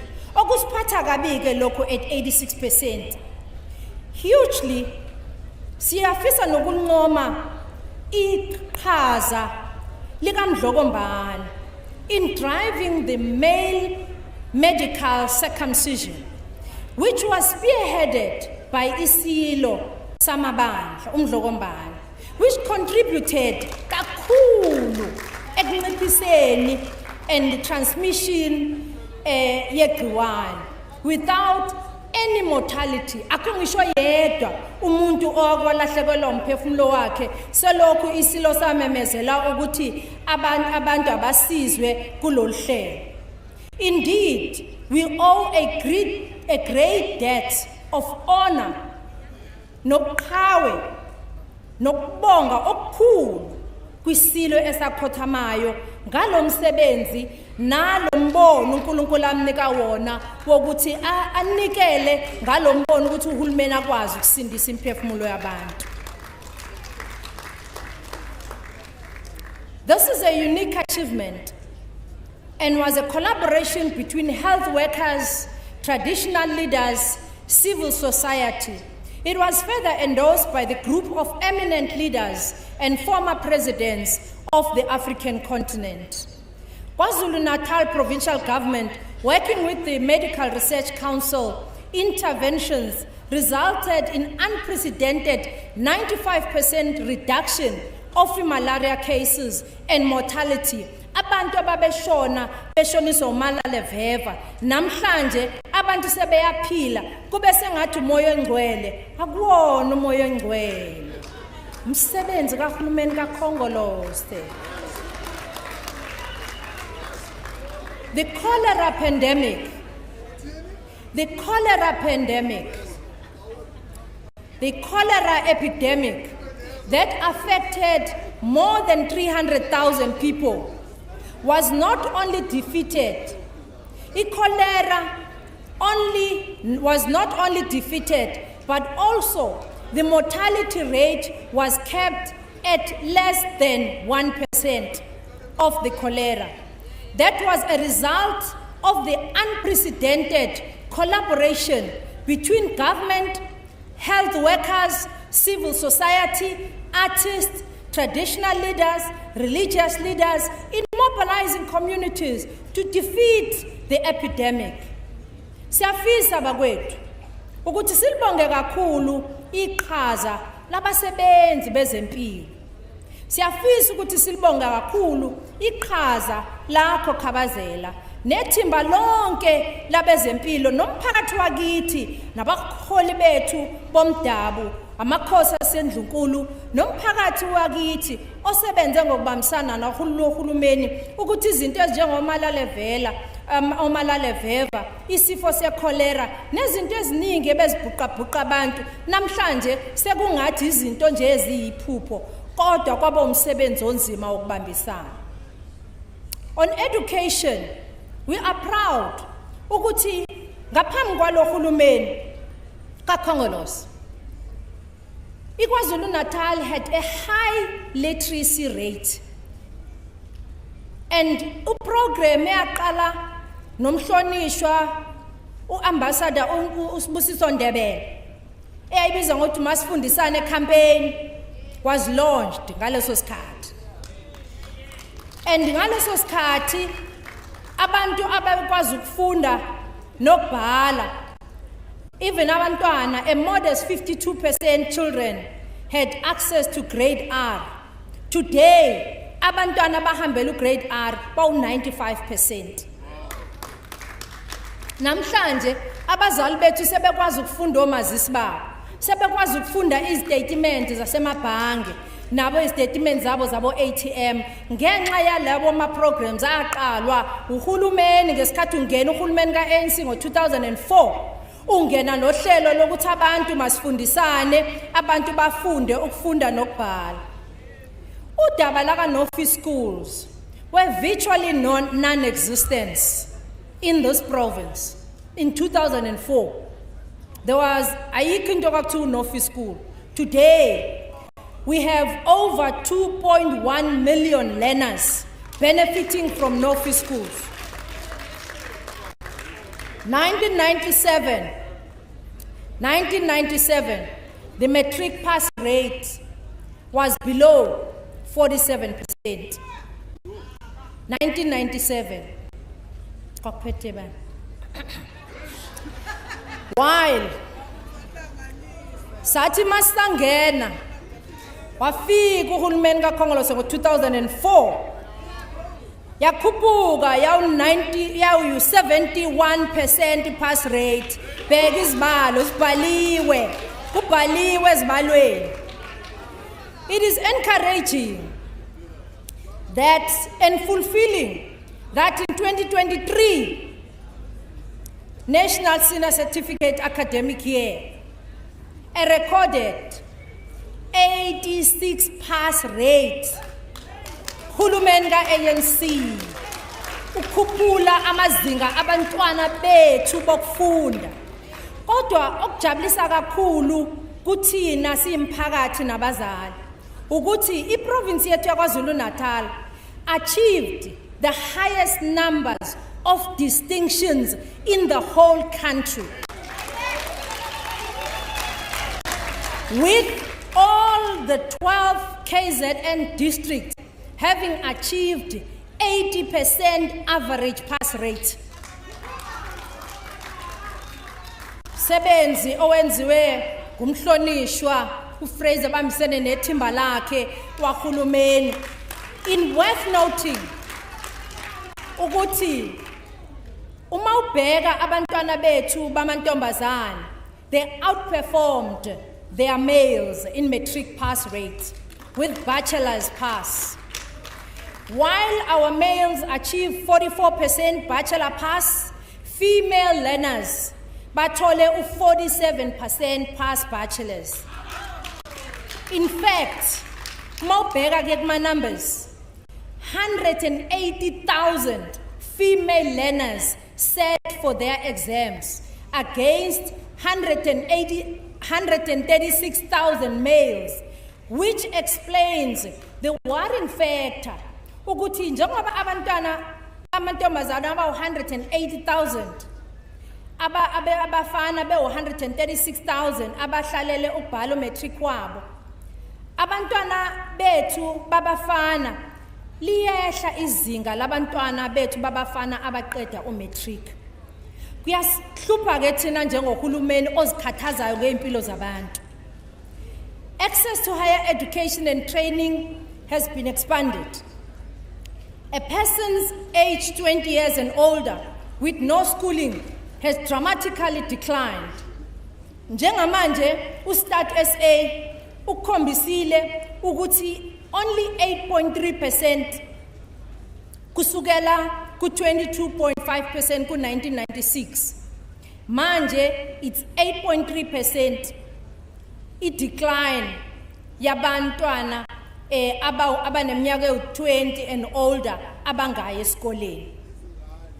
In 2002, there were 28 training colleges or teacher training colleges that were merged in 2002 to 2003 to establish ama-FET colleges, now abizwa ngokuthi ama-TVET colleges. Today, njengoba sila, sinama-TVET colleges KwaZulu-Natal awu-9 with 86 campuses, some with skills development centers. Lama 86 campuses akhiwe yilo hulumeni oholwa nguKhongolose. When you look at the KZN as a port of Richards Bay, in order for us to harness the competitiveness yethu from a maritime economy, we are accelerating to build a maritime university ogwini ezokwakhiwa ezoqala khona maduze iqale ukusebenza. Further, 12 new special schools focusing on maritime and ICT will be built this year, and this which includes the Maritime School of Excellence and the ICT School focusing eMajuba. It also includes the Maritime School of Excellence eMlazi, which is currently under construction and has recorded 34% progress njengoba sikhuluma la. Training of 15 maritime graduates in marine engineering, computer science, electrical engineering, mechanical engineering to be qualified as registered engineers. Abasebenzi njengamanje umasibheka ukuthi umongameli ukhuluma ukuthi amaholo wabasebenzi kufanele enziwe ngcono. We are also number 1 when it comes to child grants here in KwaZulu-Natal. We are benefiting under 3 million abantu lapha KwaZulu-Natal. Ngaphansi kohulumeni ohola umhlonishwa uRamaphosa abahola ama-grants lapha eSouth Africa 3 million ama-beneficiaries aKwaZulu-Natal pair, which is the highest number in South Africa. And what does this mean? It means ukuthi despite the challenges of the economy, despite abanye bethi uhulumeni wenza abantu ukuthi babe amavilo mangabe ubanika ama-grants, kodwa lo hulumeni uyazi ukuthi abantu bakithi badonsa kanzima. Futhi lo hulumeni uyazi ukuthi abantu bakithi babehleli iminyaka neminyaka bengatholi lutho, bengatholi ngisho nazo lezi zibonelelo. Angisaphathi ke ogogo nomkhulu ababehola unyanga ntathu.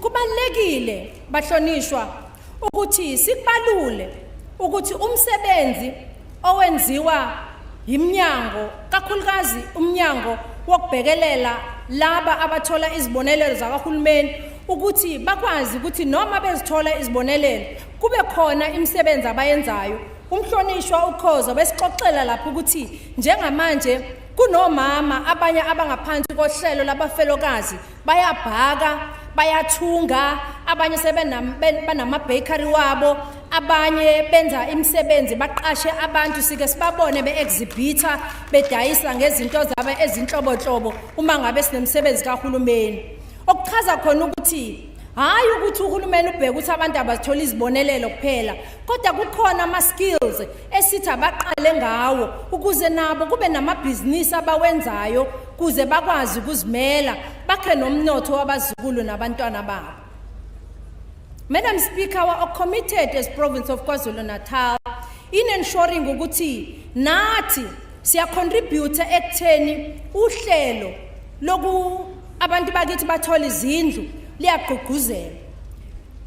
We achieve this by using ama instruments anjenge delivery of service sites, anjengokwakha izindlu kwakhelwe abantu, affordable rental houses elezi abantu abakwazi ukuhlala sakurenta, ezinye ama subsidy houses kanye nama informal settlement upgrading.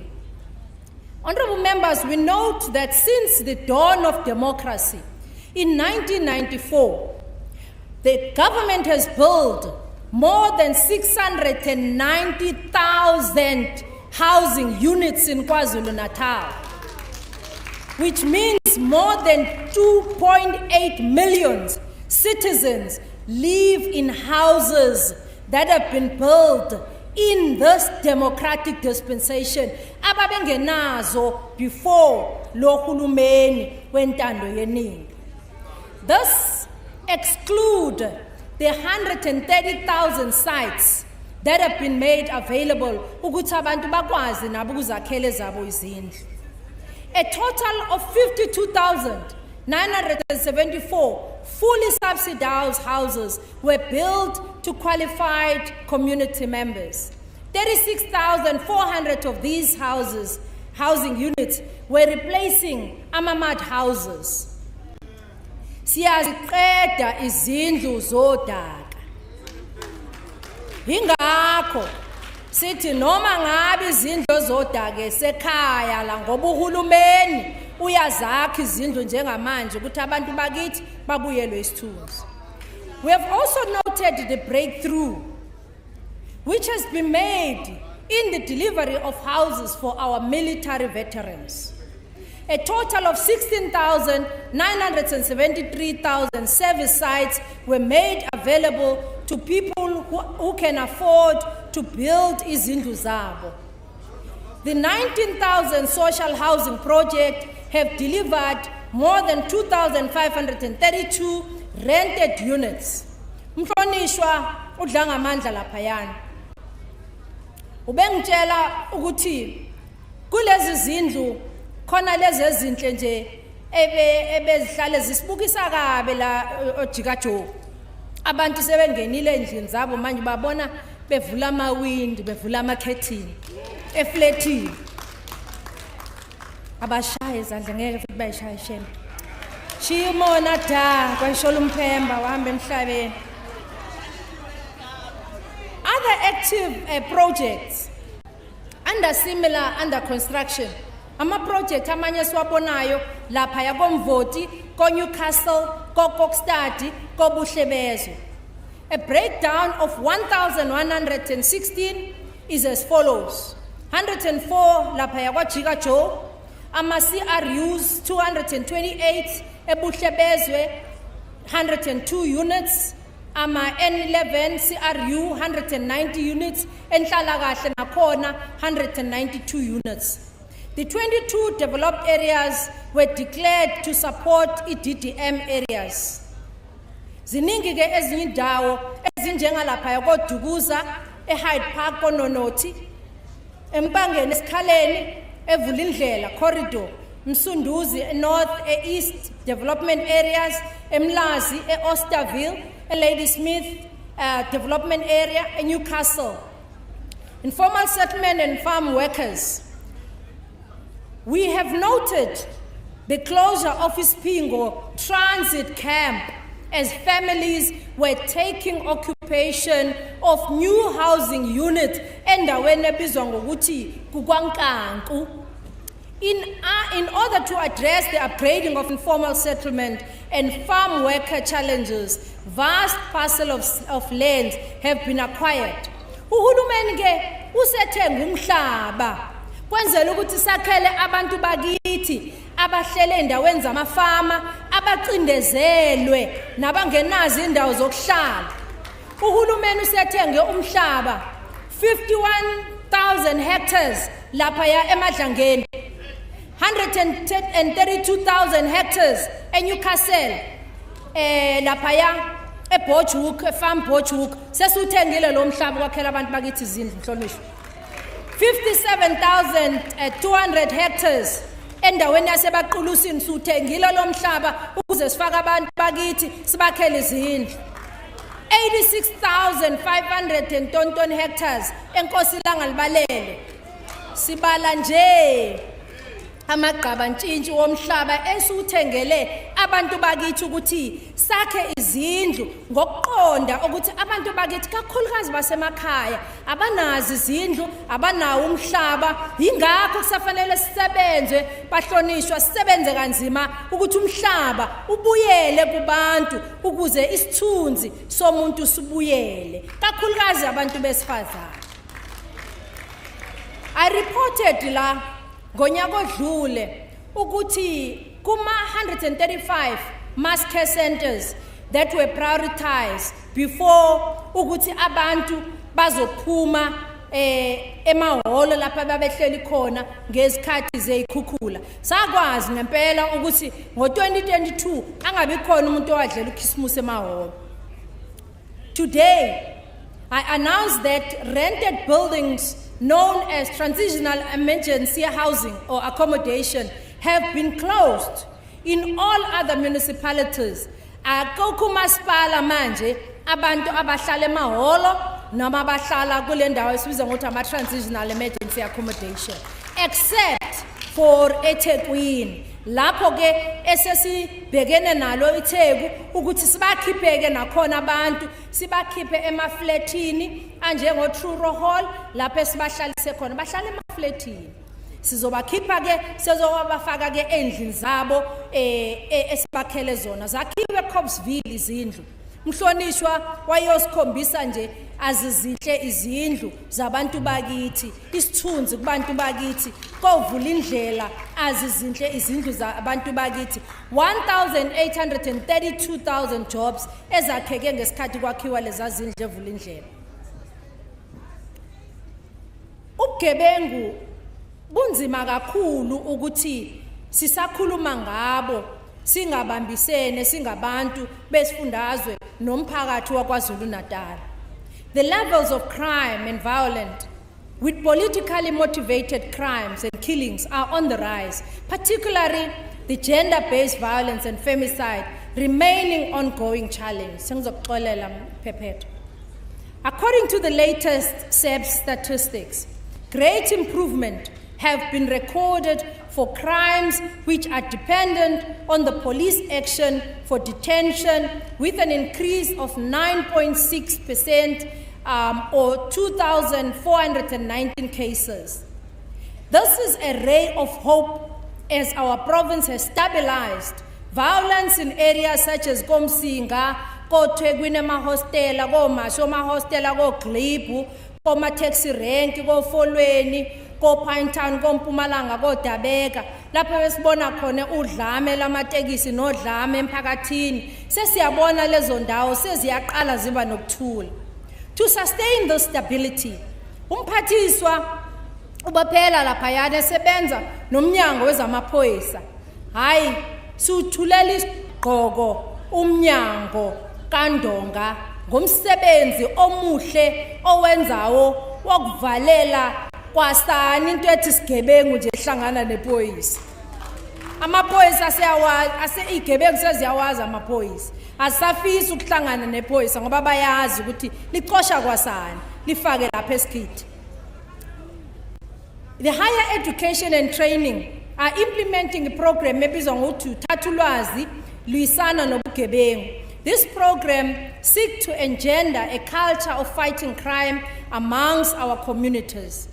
Sijabula kakhulu ngohlelo olabikwa noma lathulwa ngumhlonishwa uCele ungqongqoshe wezamaphoyisa lapha ya kakhulukazi emkhanya kude lapho esasinenkinga khona okwahamba abaholi bethu abanjengomholi lapha ya emhlabi yalingana, umholi wethu uJuda umthetho, umholi wethu Tembe kanye nabanye emphakathini abadlula ngesikhulu isihluku bebulawa zigebengu. We commend the police for making swift breakthrough in pursuit of these suspects. However, we know that there is no escaping the fact that the families of these loved ones zalahlekelwa ngabazali, zalahlekelwa ngabaholi babo kanye nabaholi emphakathini kanye nabazali kanye nabayeni. We are pursuing imithetho yokuthi imoto zabantu bakithi lezi ezintshontsho ziweliswe ngaphesheya komngcele.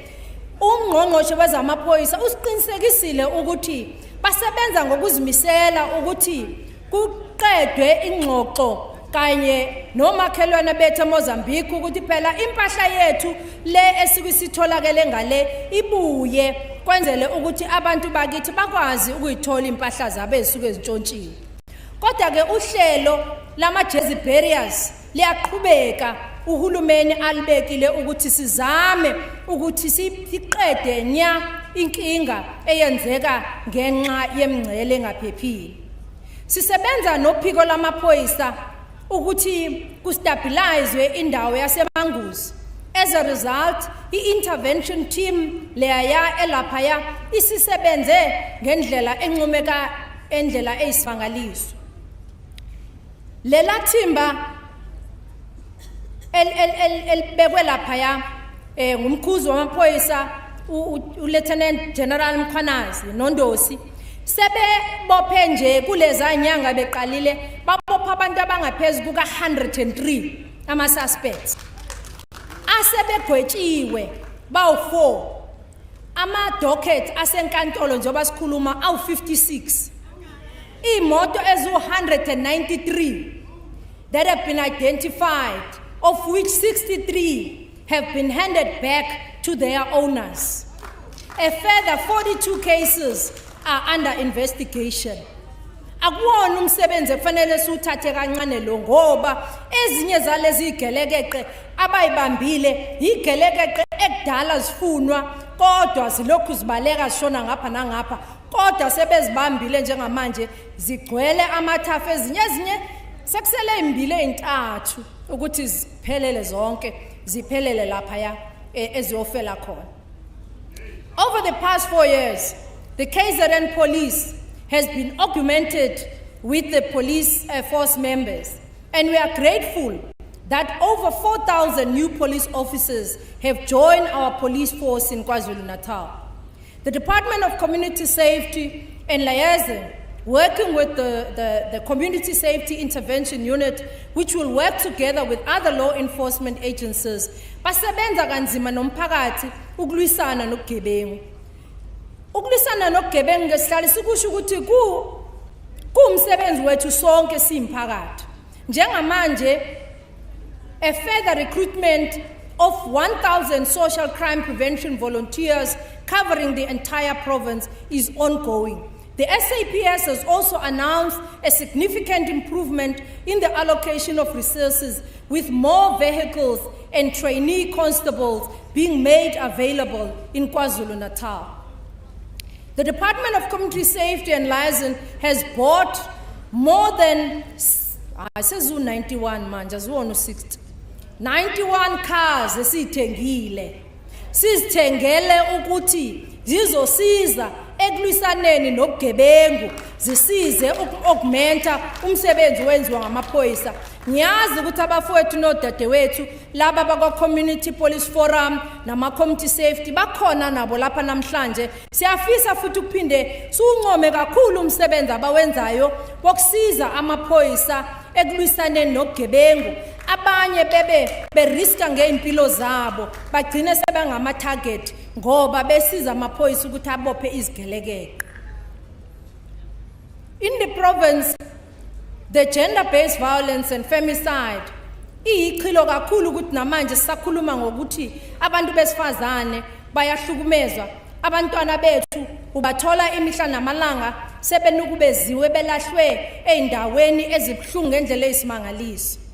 Kodwa ke kuningi esikwenzayo ukusebenza nama-partners anjengo-KZN Gaming Board, iSibaya Casino, United Nations Population Fund, i-AIDS Foundation, i-TB HIV Care, the Cloud Therapies, Vodacom, Imbumba Foundation, i-SAB ne-SPA Group.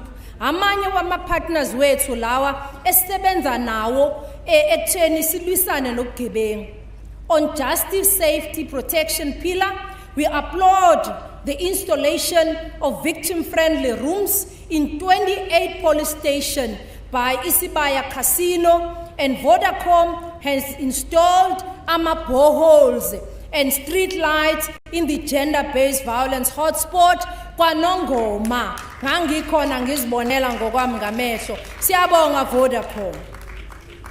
At least 755 survivors of gender-based violence have now accessed the government-supported shelters.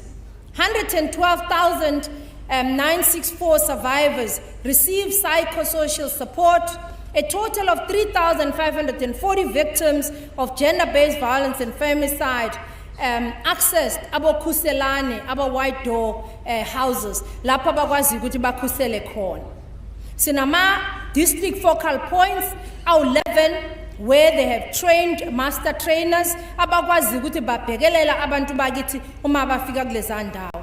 Currently, there are 74 functional ward-based rapid response teams integrated to war rooms asiza on the issues of gender-based violence. Working with the civil society, we wish to applaud and thank the civil society that are working with us in the fight against the gender-based violence. 300 women in business have been supported with card machines by the Office of the Premier and the Gender-Based Violence app with a panic button that is being developed by Moses Kotane Institute with funds from Sibaya Casino. We are determined that women are continuously empowered in this regard through the Department of Social Development, umhlonishwa khoza esebenza no SIDA, no ETIA, lapho sekutrainwe khona abantu besifazane abangaphezulu kuka 500 ngamakhono, abanye belapha kuma shelter abakwaziyo ukuthi bathi bephuma kuma shelter baphume benamakhono sebakwazi ukuyimela, abanye bathi bephuma anikezwe nendlu kwenzele ukuthi angabe sabuyela kulesa simo sokuhlupheka sokunukubezwa aze omunye azashonele khona ngoba ethi akanayo indawo yokuhlala.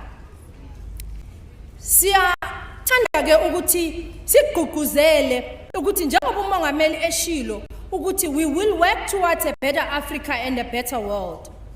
South Africa is not an island, and it depends on fraternal relations with sister countries to pursue its objectives and to contribute to the creation of a just, prosperous world order. We are positioning KwaZulu-Natal as epicenter of Africa's sustainable economic development growth, and Africa is not only the next frontiers of growth, but is destined to be the biggest economic story of our times.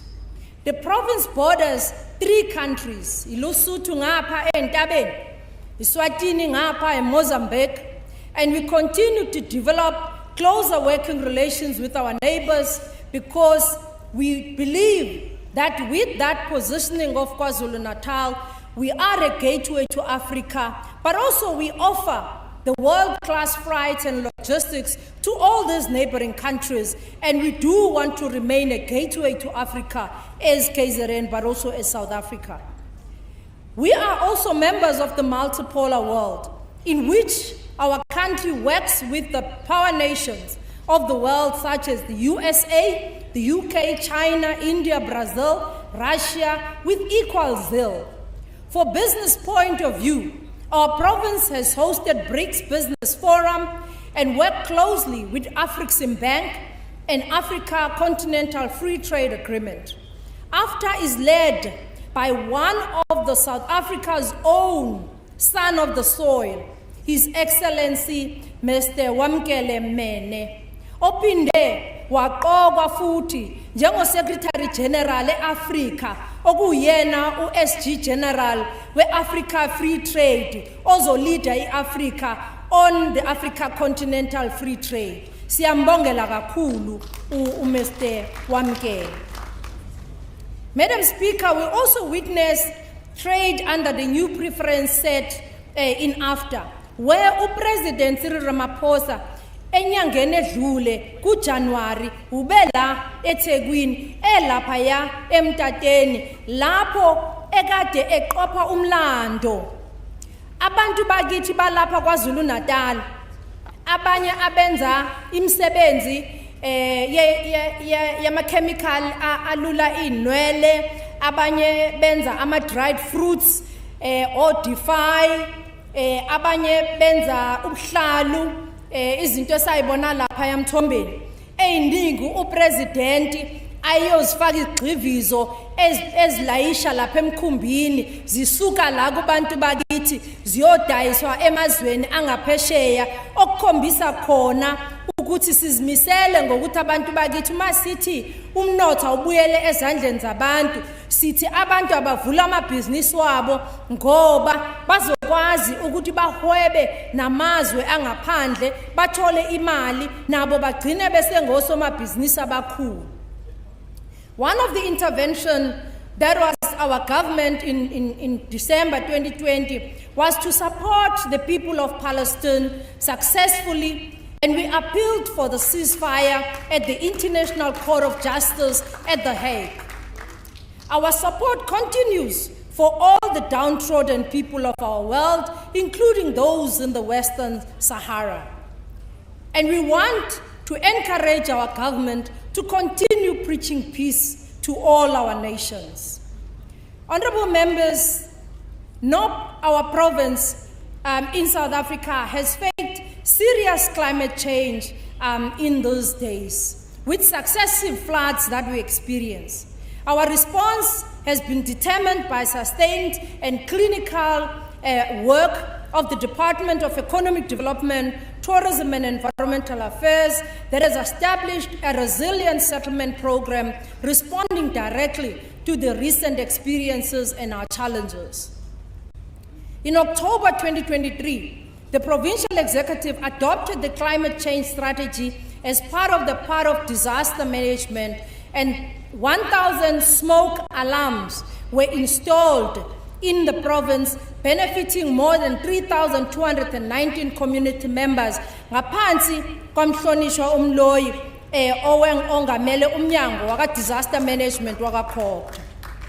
The province will also implement the provincial plan of action of building resilient settlement and develop the floodplain for the province with the guidelines of identifying all the high-risk areas. Namhlanje siyafisa sesizophetha ukusho ukuthi umongameli uma ikhuluma nge-mass job creation ukusiza abantu bakithi ulusha kakhulukazi nabantu bakithi ekuhlaleni ngokuthi kwakhiwe imisebenzi. Ngiyafisa ukusho ukuthi thina ke siKwaZulu-Natal imisebenzi esesiyikhandile ngohlelo lethu lwakasithesha waya 655,547 imisebenzi. Job opportunities across the provincial departments and districts since we made this announcement. Those opportunities zitholakala kule mkhakha. Khona uzohamba uyibheka ukuthi kuphi. Nansi ke imkhakha eproducer le 600,000 jobs. Learnerships, internships, community works program, EPWP, permanent jobs, under Stasha Wire. To demonstrate this commitment, at Kokta, kulel sonto, si approve imsebenzi abazwe advertise. Community saved, kuzo advertise. Economic development tourism, iya advertise. Provincial treasury, izo advertise. Sports, arts and culture, izo advertise. Social development, iya advertise. Yonke lemsebenzi abantu bakithi advertisewayo bazoyithola kwi-e-portal le esayilontsha ngosithesha wire eyenza ukuthi ingabi bikho lento yokuthi abantu bathi kuqashwa ngenxa yokuthi wazi bani. Into yokuthi kunale e-portal ngiyafisa ukuthi abantu bakithi nabasilalele bayilalele kahle. Awukwazi ukuthi uma ngabe sonke la endlini singena kwi-internet uapplyela umsebenzi nomunye ehleli kubo sonke si-applya la kwi-portal. Angazi ke ukuthi laba abakwi-call center babona kanjani ukuthi lo ngiyamazi, lo angimazi. Yingakho sil-encourage lo hlelo lokuthi kusetshenziswe i-e-portal ngoba yenza ukuthi noma ubani a-applyele noma yipi umsebenzi noma kuyipi department noma kuyipi entity wonke applyele endaweni eyodwa ifike ngale ku-call center ebese i-distributwa according to imkhakha yakhona kodwa ibirekhodiwe futhi kwabonakala ukuthi abantu bayaqualifya. Kungekho ke ukuthi kuzowalula ukuthi kukhona umuntu ozothi lo uzomntomula kanjani njengoba sike sizwe. Kodwa siyak-encourage abakwethu njengoba sakusho kwezinye imbizo ukuthi uma ngabe kukhona abantu abakhipha emphakathi yethu ko-EPWP ngenxa yokuthi abayona ingxenye ye-political party ethile, lokho akubikwe ngoba kumisuse ama-government resources. Awudingi ukuzibika ukuthi ungubani, bika nje ukuthi usibani bani, uxoshe bani, ushuthe nesithombe, usithumelele nevideo, usinikeze thina sobe sesenza umsebenzi ngoba sifuna ukusiqeda lesihlava sabantu abaqasha bangane nezihlobo. Abangahlabeka abanye abantu bakwethu khona sebehlabeka ke manje angazi noma unambeza noma yini Nkosi. Oh bakithi mphephetho abakhuza abahlobo bayahlabeka angazi noma ibona naye nabenkatha. Cha benkatha laba bakhalayo.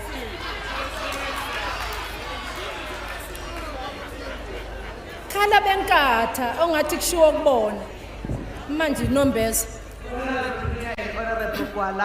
Order. Sengizophetha.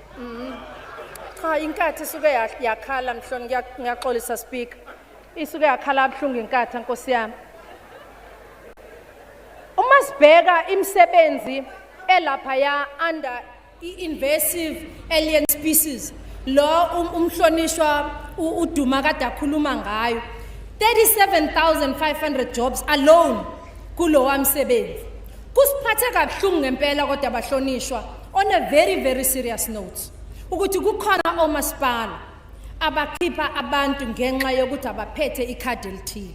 Ngiyafisa bakithi ukuthi sonke ngiyafisa ukuthi sonke sibe nonembeza singabaholi, singabavumeli abantu noma ngaba balingani bethu, asingabavumeli abantu ukuthi benze into errong. Imali kahulumeni le akuyona yokuthi kwenziwe upolitiki ngayo. The second rollout of the fund yaka 2023 will disperse 90 million to to 60 businesses.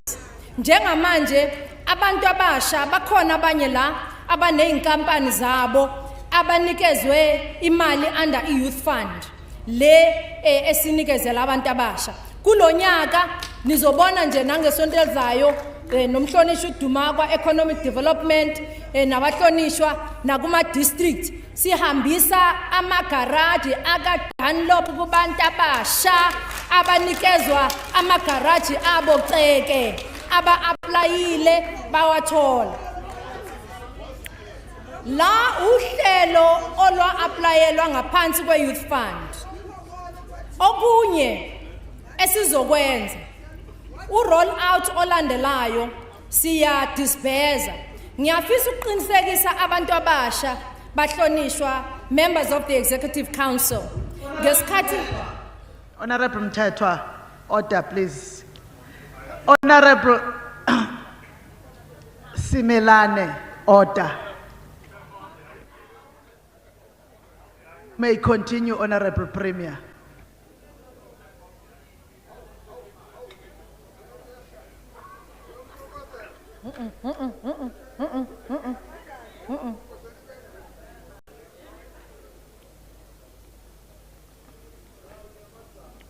As part of the rollout youth fund, we're distributing the Dunlop tires garages, garage in a box. This program is designed for young people. Akusho kodwa ukuthi uxhaso labantu abasha kuphela siyagcizelela lokho kodwa kunama program abekelwe abantu abasha bese kuba khona ama program abekelwe wonke umuntu okhona KwaZulu-Natal.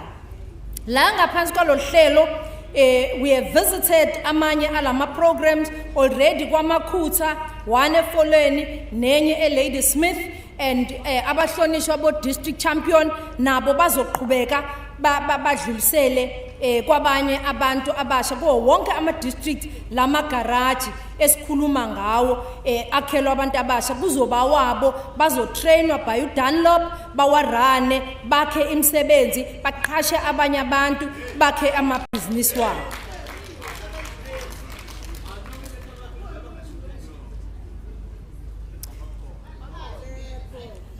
Ohlelweni lokuqhubeka nokwakha amathuba omsebenzi lolu esikhuluma ngawo ngaphansi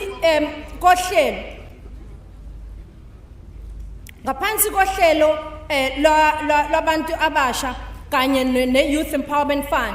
Ngiyafisa ukuqinisekisa ulusha ngoba kubahlonishwa endlini eshamthetho sithole incwadi eziningi kubantu abasha bethi i-cabinet ayi-approvanga i-youth fund yalonyaka.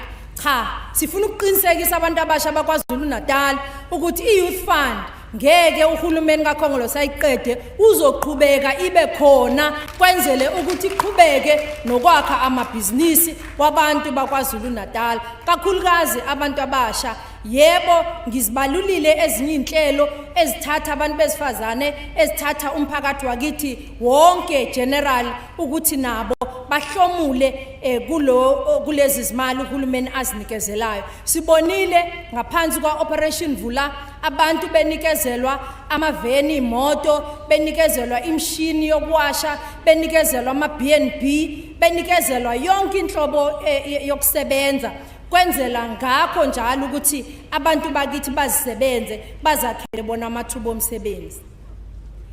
Through inhlelo eziningi siyaqhubeka nohlelo futhi ngaphansi ukwamhlonishwa uDokotela uMahlaba lokuthi sixhase ama-artist wethu. In preparations for this window yama applications ama-artist azowenza ngaphansi kohlelo lokuxhasa kwi-creative industry or i-cultural ne-creative industry. Siyafisa ukugqugquzela kakhulukazi ngoba siyazi ukuthi eziKwaZulu-Natal sinamakhono amaningi abantu bakithi ba-applye uma ngabe sesiphuma lesi sikhangiso ukuze nabo bahlomule ekutheni baxhaseke kulohlelo olungaphansi kwa-Department of Sports, Arts and Culture.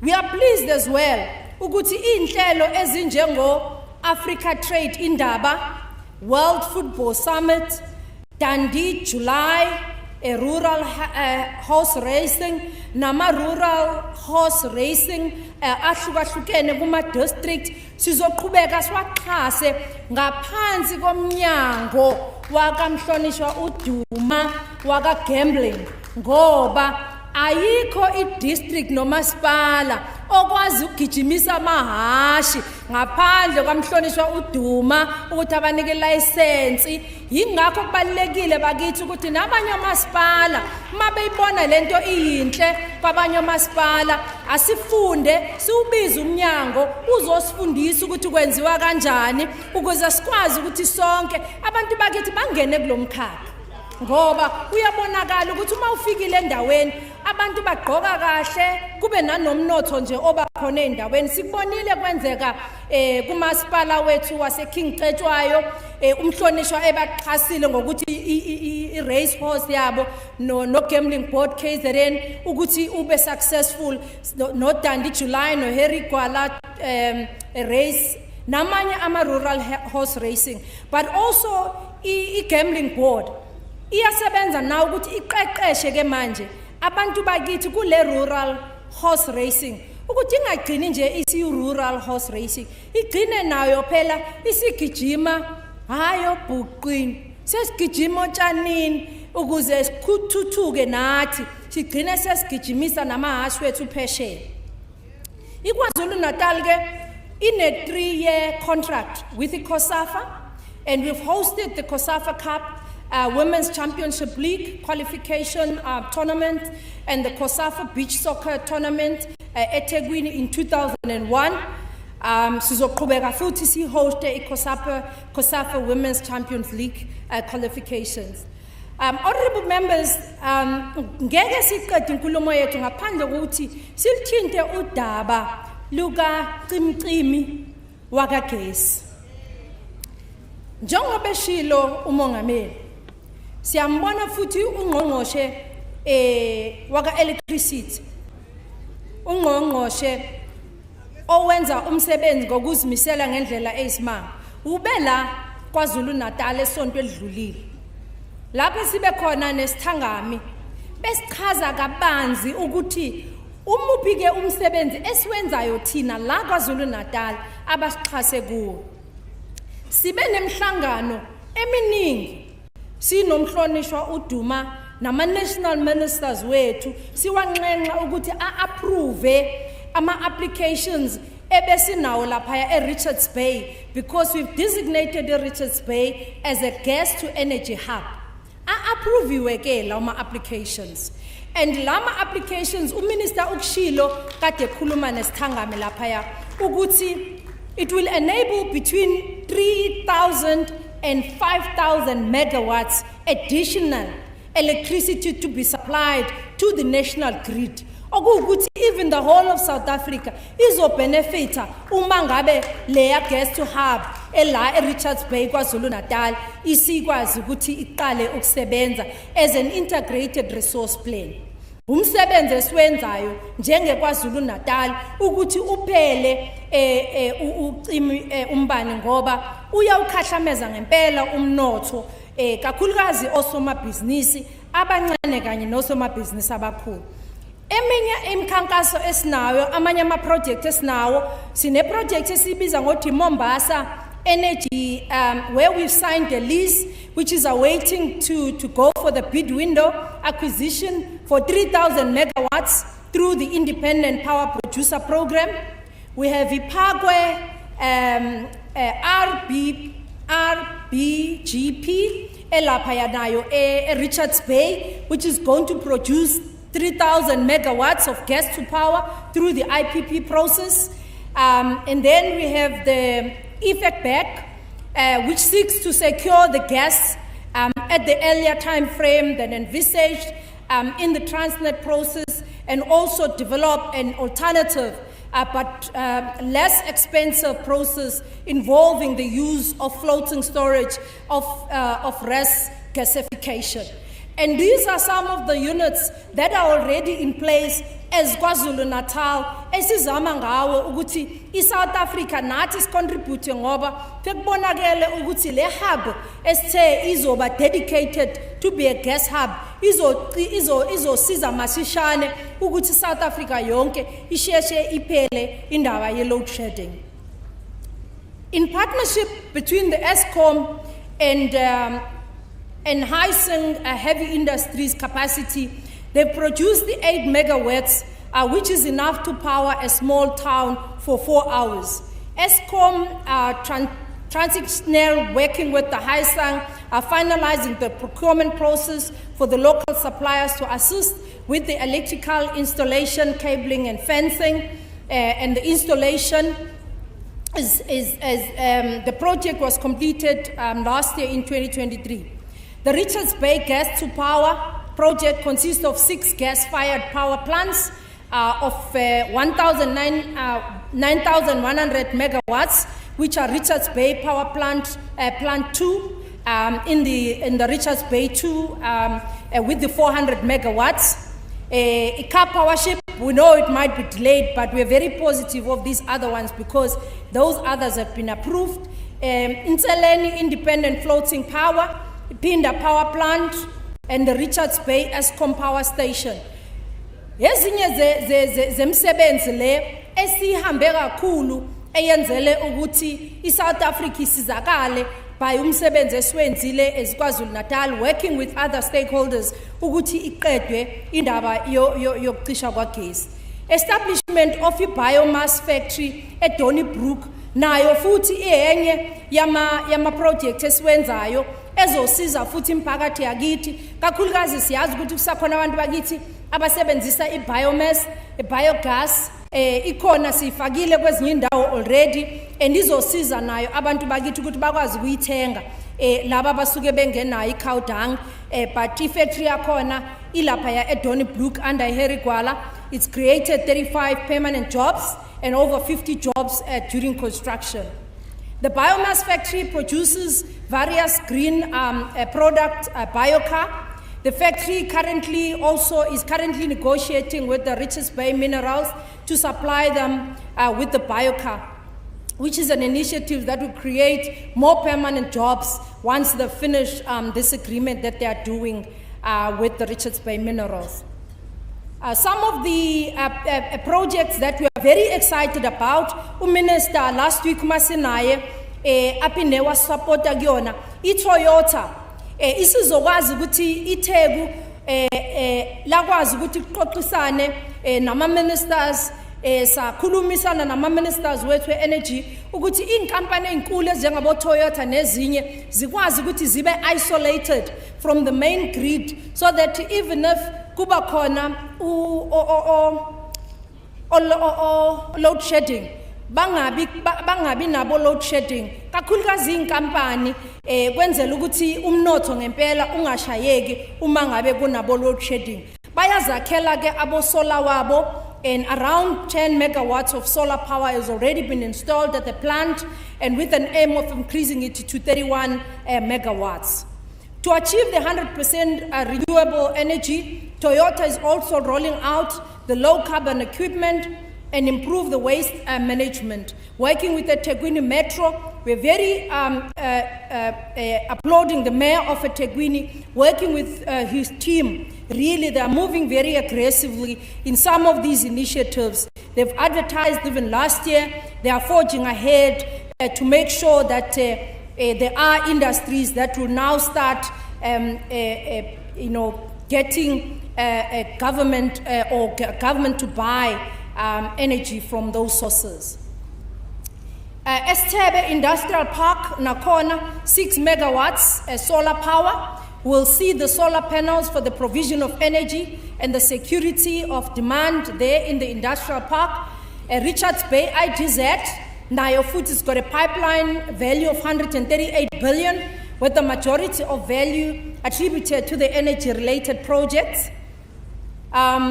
Other alternative projects, as now, eThekwini Metro, Besengishilo, they are procuring about 400 megawatts of generation capacity through the IPPs. nomsebenzi omuhle esuncoma kakhulu owenziwa yiTheku lo. In August, during the BRICS Women Business Alliance Trade Conference, which brought about 500 women-led SMMEs in 18 countries, we are excited to announce that the Human Insight, in a collaboration with the China Grand Blueprint, supported by BRICS Women's Business Forum, have formed a joint venture partnering to create a transformative, multidimensional environmental, social, environmental project that will also accelerate the issues of power producing by these companies. And it is quite exciting to see that many players are coming in to the system. As an undertaking, President Ayenza, the State of the Nation on the presidential infrastructure, sambona, ekuluma, eyotula, eyobona futhi ama-bridge wewelisisizwe, a Bailey Bridge program eyenziwa by the Department of Transport in our province, working with the Public Works and the SANDF. Under this program, kuma bridge out 22 that are currently being implemented, our 11 aseqediwe la KwaZulu-Natal, and the remaining 11 ama-bridge azocompletwa kuwona lo nyaka wezimali. The Tonga River Bridge on the M4, as well as all other works of P398 to M4 has been repaired, and the road traffic was open in December 2023. Ibiklute uyakhiwa njengamanje Ibiklute interchange, a project that was awarded in January. It's a 5.3 billion project, and it's already creating jobs. Siyabona ama-trucks, siyabona abantu beqala ukusebenza. I-Department of Transport issued an order, sathenga ama-truck awu-55. Ama-truck awu-55 ayellow. Lawa nike niwabone emgaqweni ahamba avala ama-pothole, and umsebenzi omuhle ngendlela eyisimanga, ngoba kwezinye indawo awusakwazi nanokuyithola i-pothole. Ungaye eKokstad nje sasile kusukuma sakhe, cha impela sayicinga i-pothole, hayi sangayithola. Sifuna ukubona ukuthi i-technology yakhona isebenza kanjani. Kodwa okwasi-encourage kakhulu ukuthi uma kwenziwa lezi zinto zenziwa abantu basendaweni and create amathuba emisebenzi for abantu basekuhlaleni. The department has partnered with the IDT and transferred 615 million to the agency to implement ama-bridge of 50, a total to be built in the financial year of 2023-24. Msunduzi Freeway Nodal, which is a SIP2, which is worth about 1 billion, created more than 2,900 jobs. The N2 John Ross interchange created more than 56,000 jobs. And a number of these projects really are catalytic projects, and we'll continue to see them grow. Other catalytic projects, akhona laphayana kwibhuku lethu bangakwazi ukuthi umphakathi wakithi abasilandelayo bayithole kwibhuku eliphambi kwabahlonishwa, abhaliwe wonke la ma-project esiwabhale laphaya ngobuningi bawo nemisebenzi created by each one of these projects. IMacambini water supply scheme is a project that we are very proud of, because when it's complete, it will benefit more than 33,000 people. Inikeza abantu bakithi amanzi ahlanzekile endonda kusuku emangethe laphaya kuleza ndawo iziyoshaya emangeza amongst kwezinye indawo ezonikezela kuzona amanzi. Ngiyafisa ukuqinisekisa abahlonishwa ukuthi uhlelo lokwenziwa kwe-government present luyaqhubeka, working with Afrexim Bank, as the president of Afrexim Bank was here in January, making sure that he's giving us support with our president on the government present. We are very excited that the department, the Treasury, has already appointed the transactional advisor, and they are already concluding the work, and iSpade sizoqala khona maduze. We are also excited that iTransnet, the National Ports Authority, recently announced ama project amaningi amakhulu nawo azobenefita kakhulu umphakathi wakithi walapha KwaZulu-Natal. Madam Speaker, we've always been upfront about transforming KwaZulu-Natal as a smart province. To this end, we've taken a bold step to establish what is called the King Dinizulu Innovation Valley.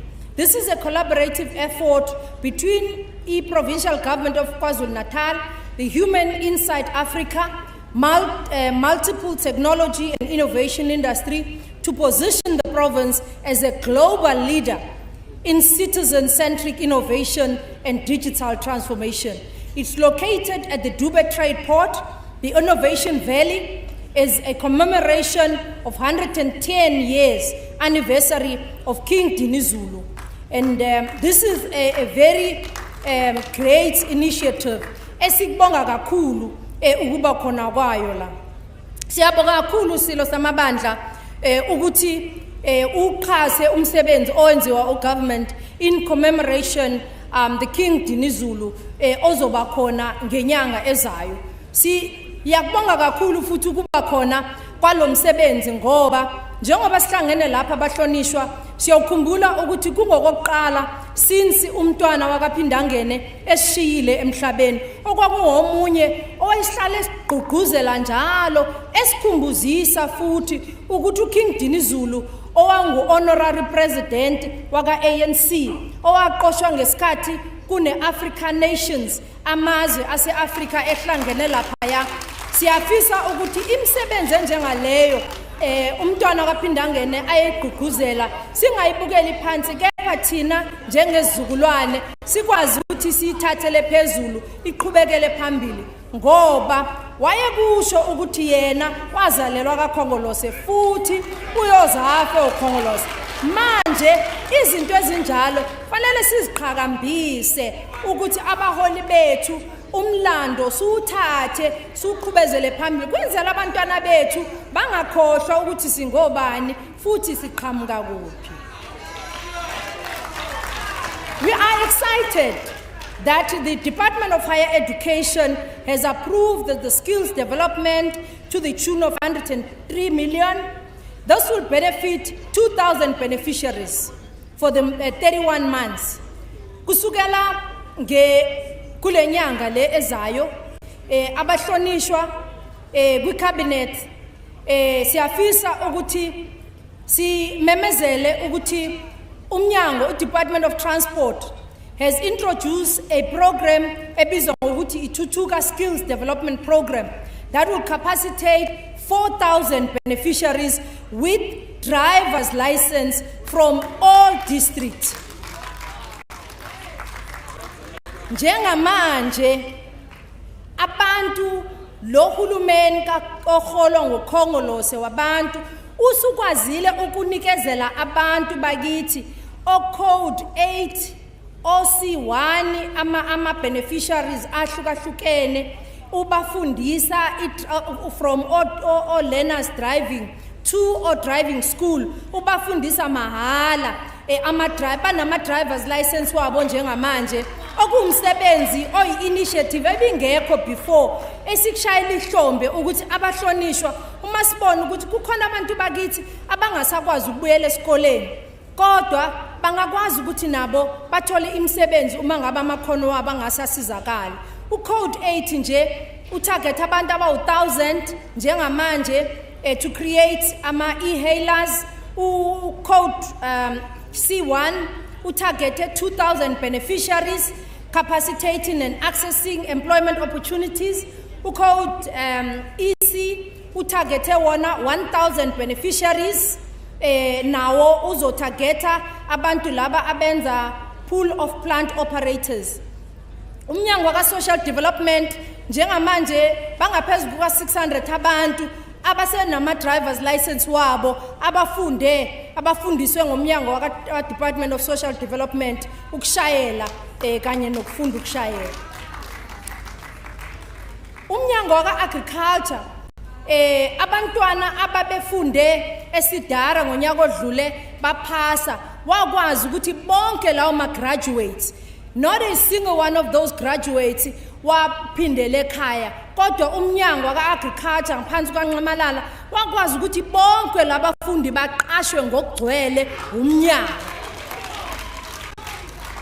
Unkanyiso ngubane nje co-owner wefarm ebizwa ngoDuduka Thole farm uqasha abantu abawu15 ukhona naye la. Undumise Gule udirector wenkampani ebizwa ngoGule Agriculture Consulting. Inemsebenzi eyenzayo ko Eastern Cape, ko Free State, ko Gauteng, ko North West, ko Limpopo. Undumiso Gule unenkampani yakhe isebenza kuwo wonke ama province.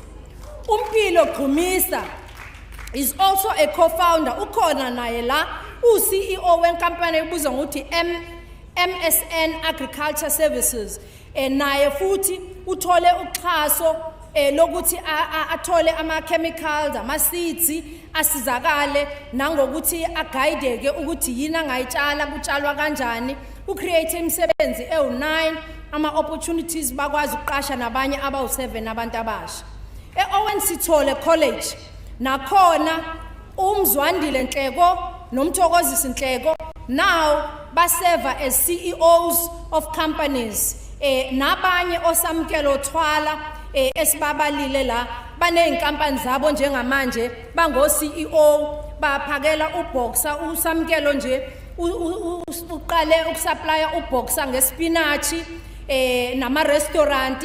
Today he has his own nursery and udayisa ngisho inkukhu lezi zesizulu.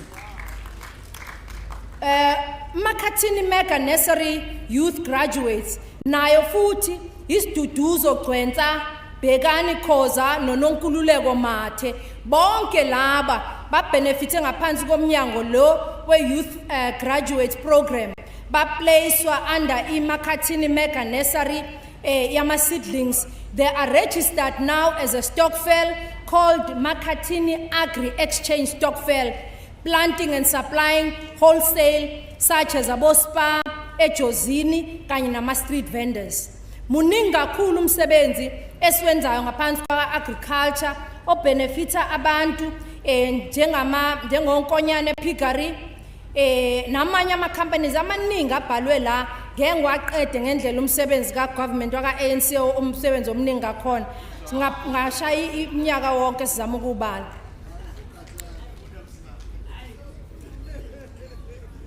I-broadband rollout esakhuluma ngayo ngonyaka odlule iyaqhubeka. Njengamanje we are continuing with the rollout to 750 sites and will be running by end of March. The Universal Service and Access Agency USASA will connect about 135 government facilities. The SA Connect Phase 2 is creating is now 287 community sites are being connected. Sizwile abantu bakithi einkundleni zokuxhumana nakuma radio bekhala ngokuthi abanye namanje babekhala ngokuthi abanayo i-connectivity Wi-Fi. Ngiyafisa ukubaqinisekisa ukuthi siyaqhubeka nohlelo lokuletha i-Wi-Fi hotspot eindaweni kuyona yonke iKZN. Uma singakafiki sizofika ngokusheshsha. Unyaka wokuqala siqale with 3,367 Wi-Fi hotspot that will be built, connecting 659,000 households. eThekwini, Metro, Herigwala, uMgungundlovu, uMzinyathi. Okumnandi kakhulu kukhona indawo la eKokstad ekuthiwa iHorseshoe. Le ndawo is now connected into ekuthiwa wall to wall. It's a first of its kind in South Africa to be connected wall to wall in KwaZulu-Natal.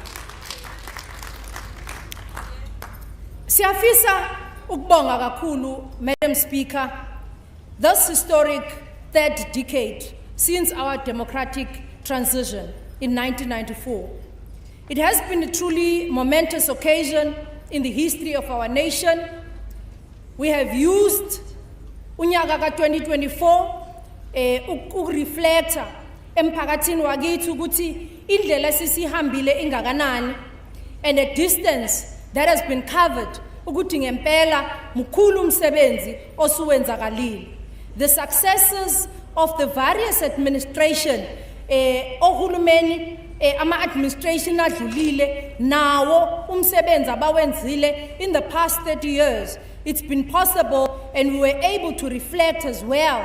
Ukukhombisa futhi ukuthi singakuthathi kancane lokho okwenzakalile ngoba kuningi esekwenzakalile futhi kuningi esafanele kwenziwe abantu bakithi ngoba uma ubuka namanje njengoba kade ngilokhu ngirefera kule yanqobo mgomo umongameli akade eyithula ikhombisa ngokusobala ukuthi ukhongolose unayo iplan njengalohulumeni yokuthi abantu bakithi kusukela manje sizobathatha sibabeke kuphi futhi uma ngabe kungakwazeki ukwenzeka lokho bazokwazi manje ngoba sekuba nama time frames okuzoba yiwona abantu bakithi abazosimeasure ngawo ukuthi ke nitheni izokwenza ngalelanga senikwenzile yini lokho. Siyafisa ke futhi as a Premier of KwaZulu-Natal ukuthi njengoba simila sibonge kakhulu umsebenzi wokubambisana esiwenze nabo bonke abahlonishwa kule term of office. As a Premier, I do not stand alone in this podium, but I wish to take the opportunity and assure the support esitholayo nengitholayo personally from the leader of government business, Honorable Duma. Honorable Duma, ngiyafisa ukubonga from the bottom of my heart. I know sometimes ngikudonse ngengalo unqaba.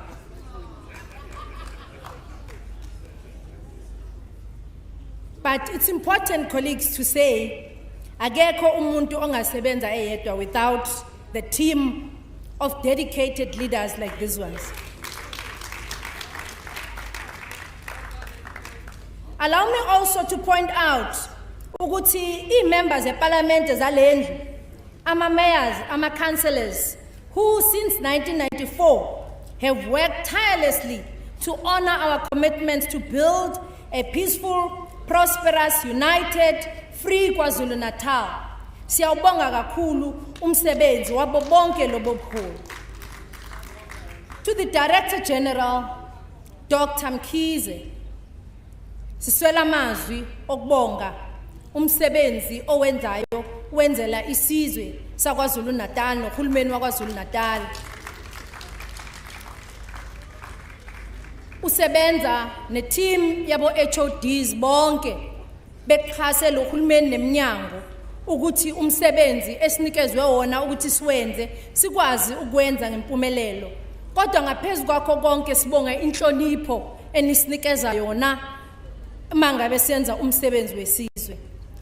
I also wish to thank all of you emphakathini yakithi abasebenzi bakalohulumeni abazimisela imihla nemilanga, labo abashiswa ilanga nezintuli besebenzela lesizwe, abanye abangabongwa, abanye kunokuthi babongwe bagxekwe. Kodwa esingakusho ukuthi to you lapho ukhona usebenza uvuka ekseni kwesinye isikhathi ucabanga ukuthi akekho umuntu obonayo ukuthi wenza okuhle, singuhulumeni waKwaZulu-Natal, ngiwundunankulu, ngisebenza nethimba labahlonishwa ongqongqoshe la, siyawubona umsebenzi wenu, siyawubonga kakhulu umsebenzi enwenzayo ningabasebenzi bakahulumeni. Siyafisa futhi ukubonga ama-social partners wethu, the organized labor. Colleagues, sometimes asifuni ukuyi-acknowledge into enhle. Yebo, our unions have got a responsibility to fight and also for fair labor practices, but also to fight for decent jobs for abasebenzi. Kodwa esikubonile ukuthi sibambisene kahle ngendlela esimangaliso with our organized labor. Particularly, ngiyafisa ukubonga ubuholi wakaKhosathi okuyibona engijwayele kakhulu ukuxhumana nabo namanye ama-unions engijwayele ukuthi noma kukhona izinto esingaboni ngasolinye neminyango ezahlukahlukene kodwa siyakwazi ukuhlala phansi sithole isombululo nendlela eya phambili. To the faith-based community, siyafisa ukubonga kakhulu kubaholi bethu bezenkolo, abafundisi, ababhishopi, abashumayeli, abavangeli, bonke amakholwa.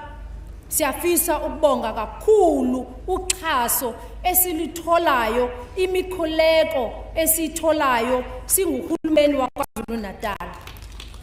Ngabe asimile la ukuba kusiyona imikhuleko enisixhasa ngayo kanye nezaluleko enisinika zona ngaso sonke isikhathi. Kosomabhizinisi esebenza nabo siyafisa ukubonga kakhulukazi osomabhizinisi basemalokishini, okuwukuthi noma izinto eziningi bengaziboni zenzeka ngokusheshsha kodwa bayawuthemba lo hulumeni kakhongolose ukuthi lokhu esithe sizokwenza noma singakafinyeleli sizokwenza ngoba akhona amaplan, zikhona izinto esizibeke eceleni zokuthi lokhu esithe sizokwenza kuzokwenzeka. Siyafisa ukubonga kakhulu umphakathi wakithi, i-civil society iyonke, the non-governmental sector iyonke. We wish to thank everyone. Umphakathi wakithi kodwa kakhulu kuwona nalaba abathatha isikhathi sabo sokuthi basibhalele, basitshele ukuthi yini abafisa ukuthi bayizwe. Sizwile imibono enishilo nasekuseni nakulona lonke isonto esikushoyo nesizibophezela khona ukuthi njengalokhulumeni kakhongolose lokhu enikushilo kuzoqhubeka kwenzeke noma ngabe kwenzakalani, ngoba niyazi ukuthi uhulumeni kakhongolose iyona nhlangano kuphela njengamanje ekhombisile ngemsebenzi le esibeke etafuleni yokuthi ngempela sineplani futhi sinentshisekelo yokubona impilo yomuntu omnyama ishintsha. Kodwa ngaphezulu kwalokho sinentshisekelo yokubona nje isifundazwe sethu saKwaZulu-Natal siqhubekela phambili. We also wish to pay tribute to all of you, abantu bakwaZulu-Natal, for i-resilience enikhombisile ey'khathini zobunzima. Nibhekene no-COVID, nibhekene ney'mvula, abanye bengakazitholi ney'hlobo zabo, bengakatholi ngisho ithambo.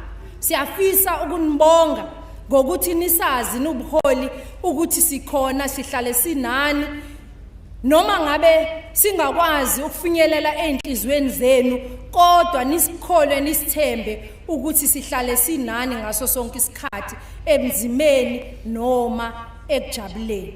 I also wish to state that I stand on the shoulders of men and women, the young and old, the black and white, who fought, struggled, who went to prison and died so that we could all be free to stand here as we do today. Ngaba similela ukuba abazange balwe obabomkhulu bethu, ukube lenkululeko azange ilwelwe le namhlanje kwesinye isikhathi esithatha sengathi yinto encane. To my family, my foundation and my fountain of strength, my ever supportive sister, ngiyafisa ukubonga kakhulu usisi wami, umndeni wami wonke, abantwana bami, ngiyafisa ukubabonga bonke, and my extended family as well. Omakhelwane kanye nabo bonke umphakathi ongikhulisile nongikhulisayo namanje, ngiyafisa ukubonga kakhulu uxhaso lwenu, ngoba ukuba anzange ningade ukuthi ngiyaya esikoleni zonke insuku, ngihamba ngeenyawo, ngisuka ekhaya ngiye esikoleni, ngiya ebuhle, ngiya emlekeleli, ngiya konqabakazulu ezikoleni ngeenyawo, ukuba umphakathi awuzange ungigade ngaba ngikho lapho engikhona. Today, in a humble way, I trust that I have given a report that would make our forebears proud, a report that will give hope to our children, and indeed tomorrow that tomorrow is going to be better than today.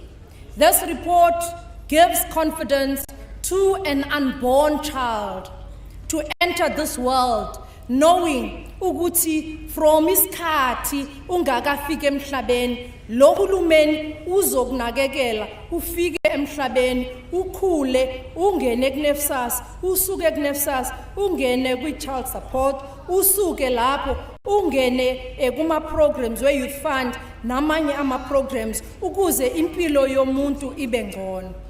This has never been about us, honorable members, but it has only and always been about the pursuit of a noble vision to build a better KwaZulu-Natal and a better South Africa and a better world.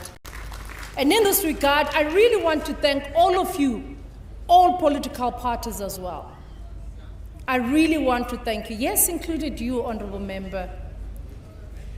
Your support, your criticism has made me stronger, has also made us to reflect where we are making mistakes. But one thing I can assure you, that this ANC-led government will take this province to even greater heights.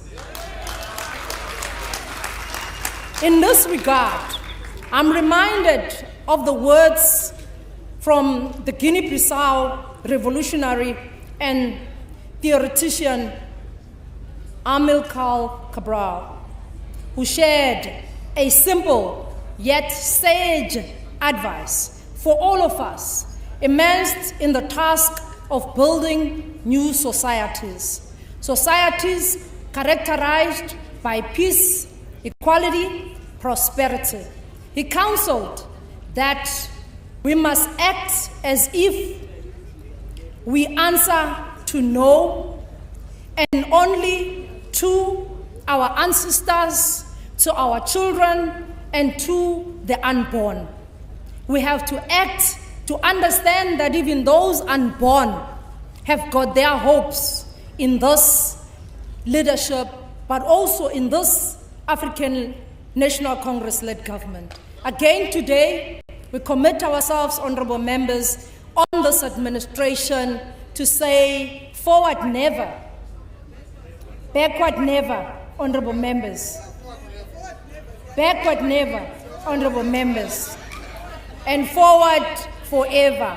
And forward to a prospective government led by the African National Congress. Forward. Thank you.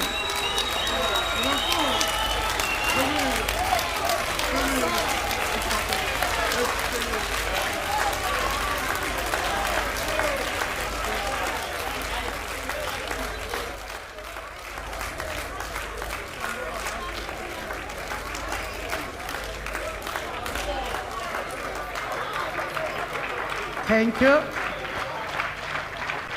Thank you.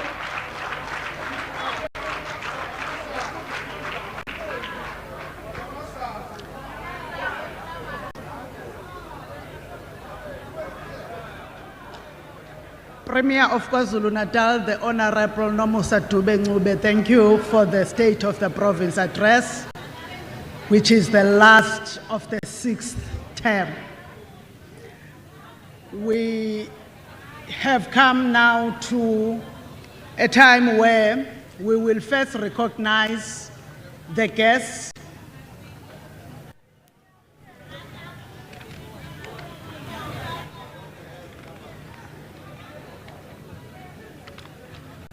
Ubayalele into erongo na hlonishwa uthwala bayaleleke into erongo na kukhona umsindo engiwuzwayo ngapha. Honorable members, I want to recognize His Majesty the King, Mrs. Zulu KwaZulu-Natal, and the entire members of the royal household that were with us right up to this moment. Bayete siyabonga kakhulu. I want to recognize the former premiers of KwaZulu-Natal province, I think it's not in the order that they came, but I will start with His Excellency Ambassador S.J. Ndebele, Dr. Z.L. Mchunu and Mr. T.W. Mchunu.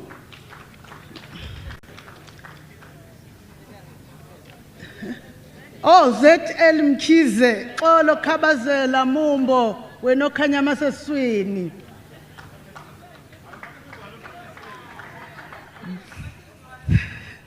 The Judge President of the KwaZulu-Natal Division of the High Court, Dadewethu Poyo Dlwathi, Judge. You are alive in the era that Charlotte Maxeke dreamt of. The three arms of the stage are occupied by the spaces she created. The Deputy Minister of Finance, Dr. David Masondo Nyambose. The Deputy Minister of Health, Dr. S.M. Dlomo, and Mrs. Dlomo. The Deputy Minister in the Presidency, Honorable K. Murolong.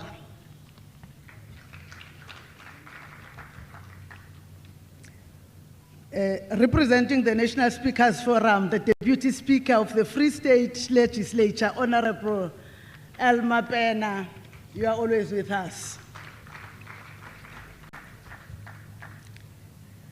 We recognize the presence of Ungolanyama, Umtizmane, Uput Richard, the Deputy Speaker of the KwaZulu-Natal Provincial Legislature, Honorable Richard Themba Mthembu.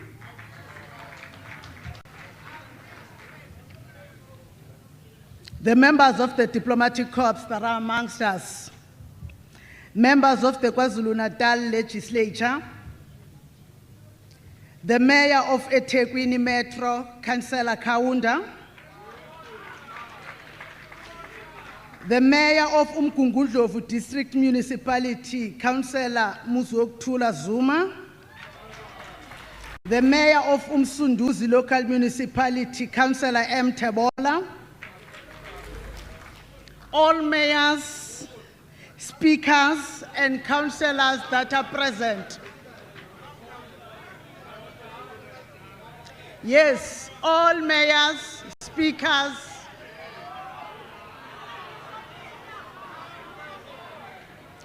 the chairperson of the Provincial House of Traditional and Khoisan Leaders, Inkosi Ushinga, nawo wonke amakhosi nenkokheli zomthonyama esinazo.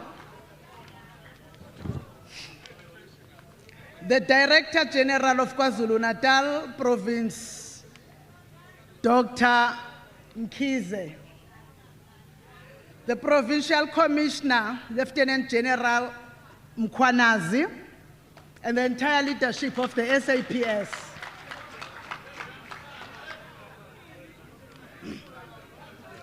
Kuhle bahlonishwa ngempela, siwashayela izandla amaphoyisa ayabopha.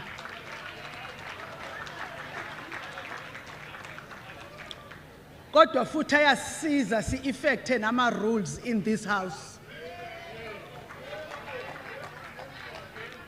The leaders of political formations that are in the province of KwaZulu-Natal and political parties, the Provincial Planning Commission, the heads of departments, CEOs of entities and senior government officials, the Secretary of the KwaZulu-Natal Provincial Legislature, Ms. Naidu, the stalwarts of the struggle and families of the stalwarts that are with us, the labor unions that are party to the bargaining councils of this country, the civil society, faith-based organizations, business fraternity, government beneficiaries that are here with us, the Mthembu family, especially Mrs. Mthembu,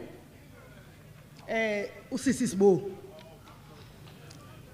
together with the Boys family, the Dube-Ncube family, media houses that are present, distinguished guests, ladies and gentlemen. Size ngaphandle kwenu. Now, I will call upon the Secretary to make announcements. Secretary? Thank you, Madam Speaker. All guests must stand and remain standing immediately after the Speaker has adjourned the House.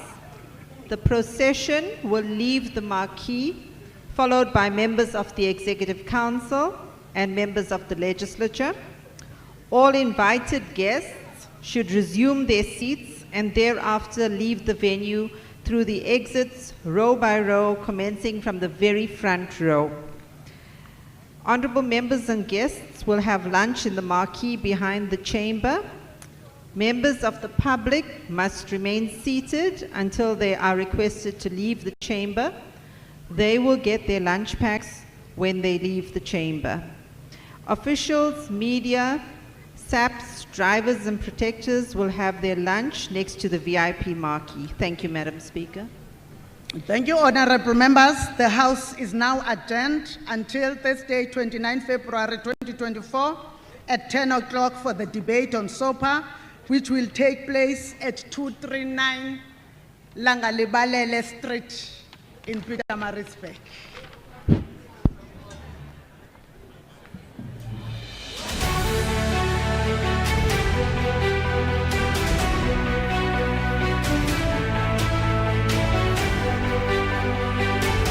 KZN Legislature, 30 years of freedom. In 1994, all South Africans for the first time participated in national and provincial elections to elect a democratic government that was to serve the people of South Africa irrespective of their color, race and religious beliefs. After the first democratic elections in KwaZulu-Natal, the first legislature of KZN was formed, where 18 members from various political parties were sworn in. Dr. Frank Mdlalose from the IFP was elected Premier of the province, while Gideon Mdlalose, also from the IFP, was elected Speaker of the Legislature, with Willis Mkhunu from the ANC elected Deputy Speaker. The Government of Provincial Unity was formed to bring about peace in the province, following decades of political violence, mainly between the IFP and ANC. The legislature adopted a resolution declaring both Ulundi and Pietermaritzburg as dual capitals of the province. The second democratic elections in 1999, which formed the second KwaZulu-Natal legislature, elected Dr. Ben Ngubane from the IFP as Premier, while Ingosi Bonga Mdletshe was elected Speaker, and Willis Mkhunu re-elected as Deputy Speaker. The Government of Provincial Unity continued to exist, with MECs appointed from the IFP and ANC. During the second term of the KZN legislature, Dr. Ben Ngubane was replaced by Dr. Lionel Mjali from the IFP, who took over the premiership up until 2004. And during the same term in 2002, the KZN legislature held a watershed sitting in the Ulundi legislature chamber, where a resolution of the House was adopted declaring Pietermaritzburg as the sole capital of KwaZulu-Natal. This resulted in the legislature moving to Pietermaritzburg as the only seat of the legislature of KwaZulu-Natal. In 2004, the ANC won the third general election and became for the first time the governing party in KwaZulu-Natal. Sibusiso Ndebele was elected Premier of the province, while Willis Mkhunu became Speaker of the legislature, with Inkosi Hlengwa elected Deputy Speaker. In 2005, the legislature also broke new ground by appointing a female, Ms. Nerusha Naidu, as Secretary of the legislature, the first in the sector. During the third term of the legislature, under the ANC leadership, the legislature introduced for the first time various public participation programs to enhance democracy in KZN. These programs included the Taking Legislature to the People, sector parliaments for youth, women and workers. In the 2009 general election, the ANC again won in KZN and became the governing party in the province. Dr. Zweli Mkhize became the Premier and Peggy Nkonyeni elected as Legislature Speaker.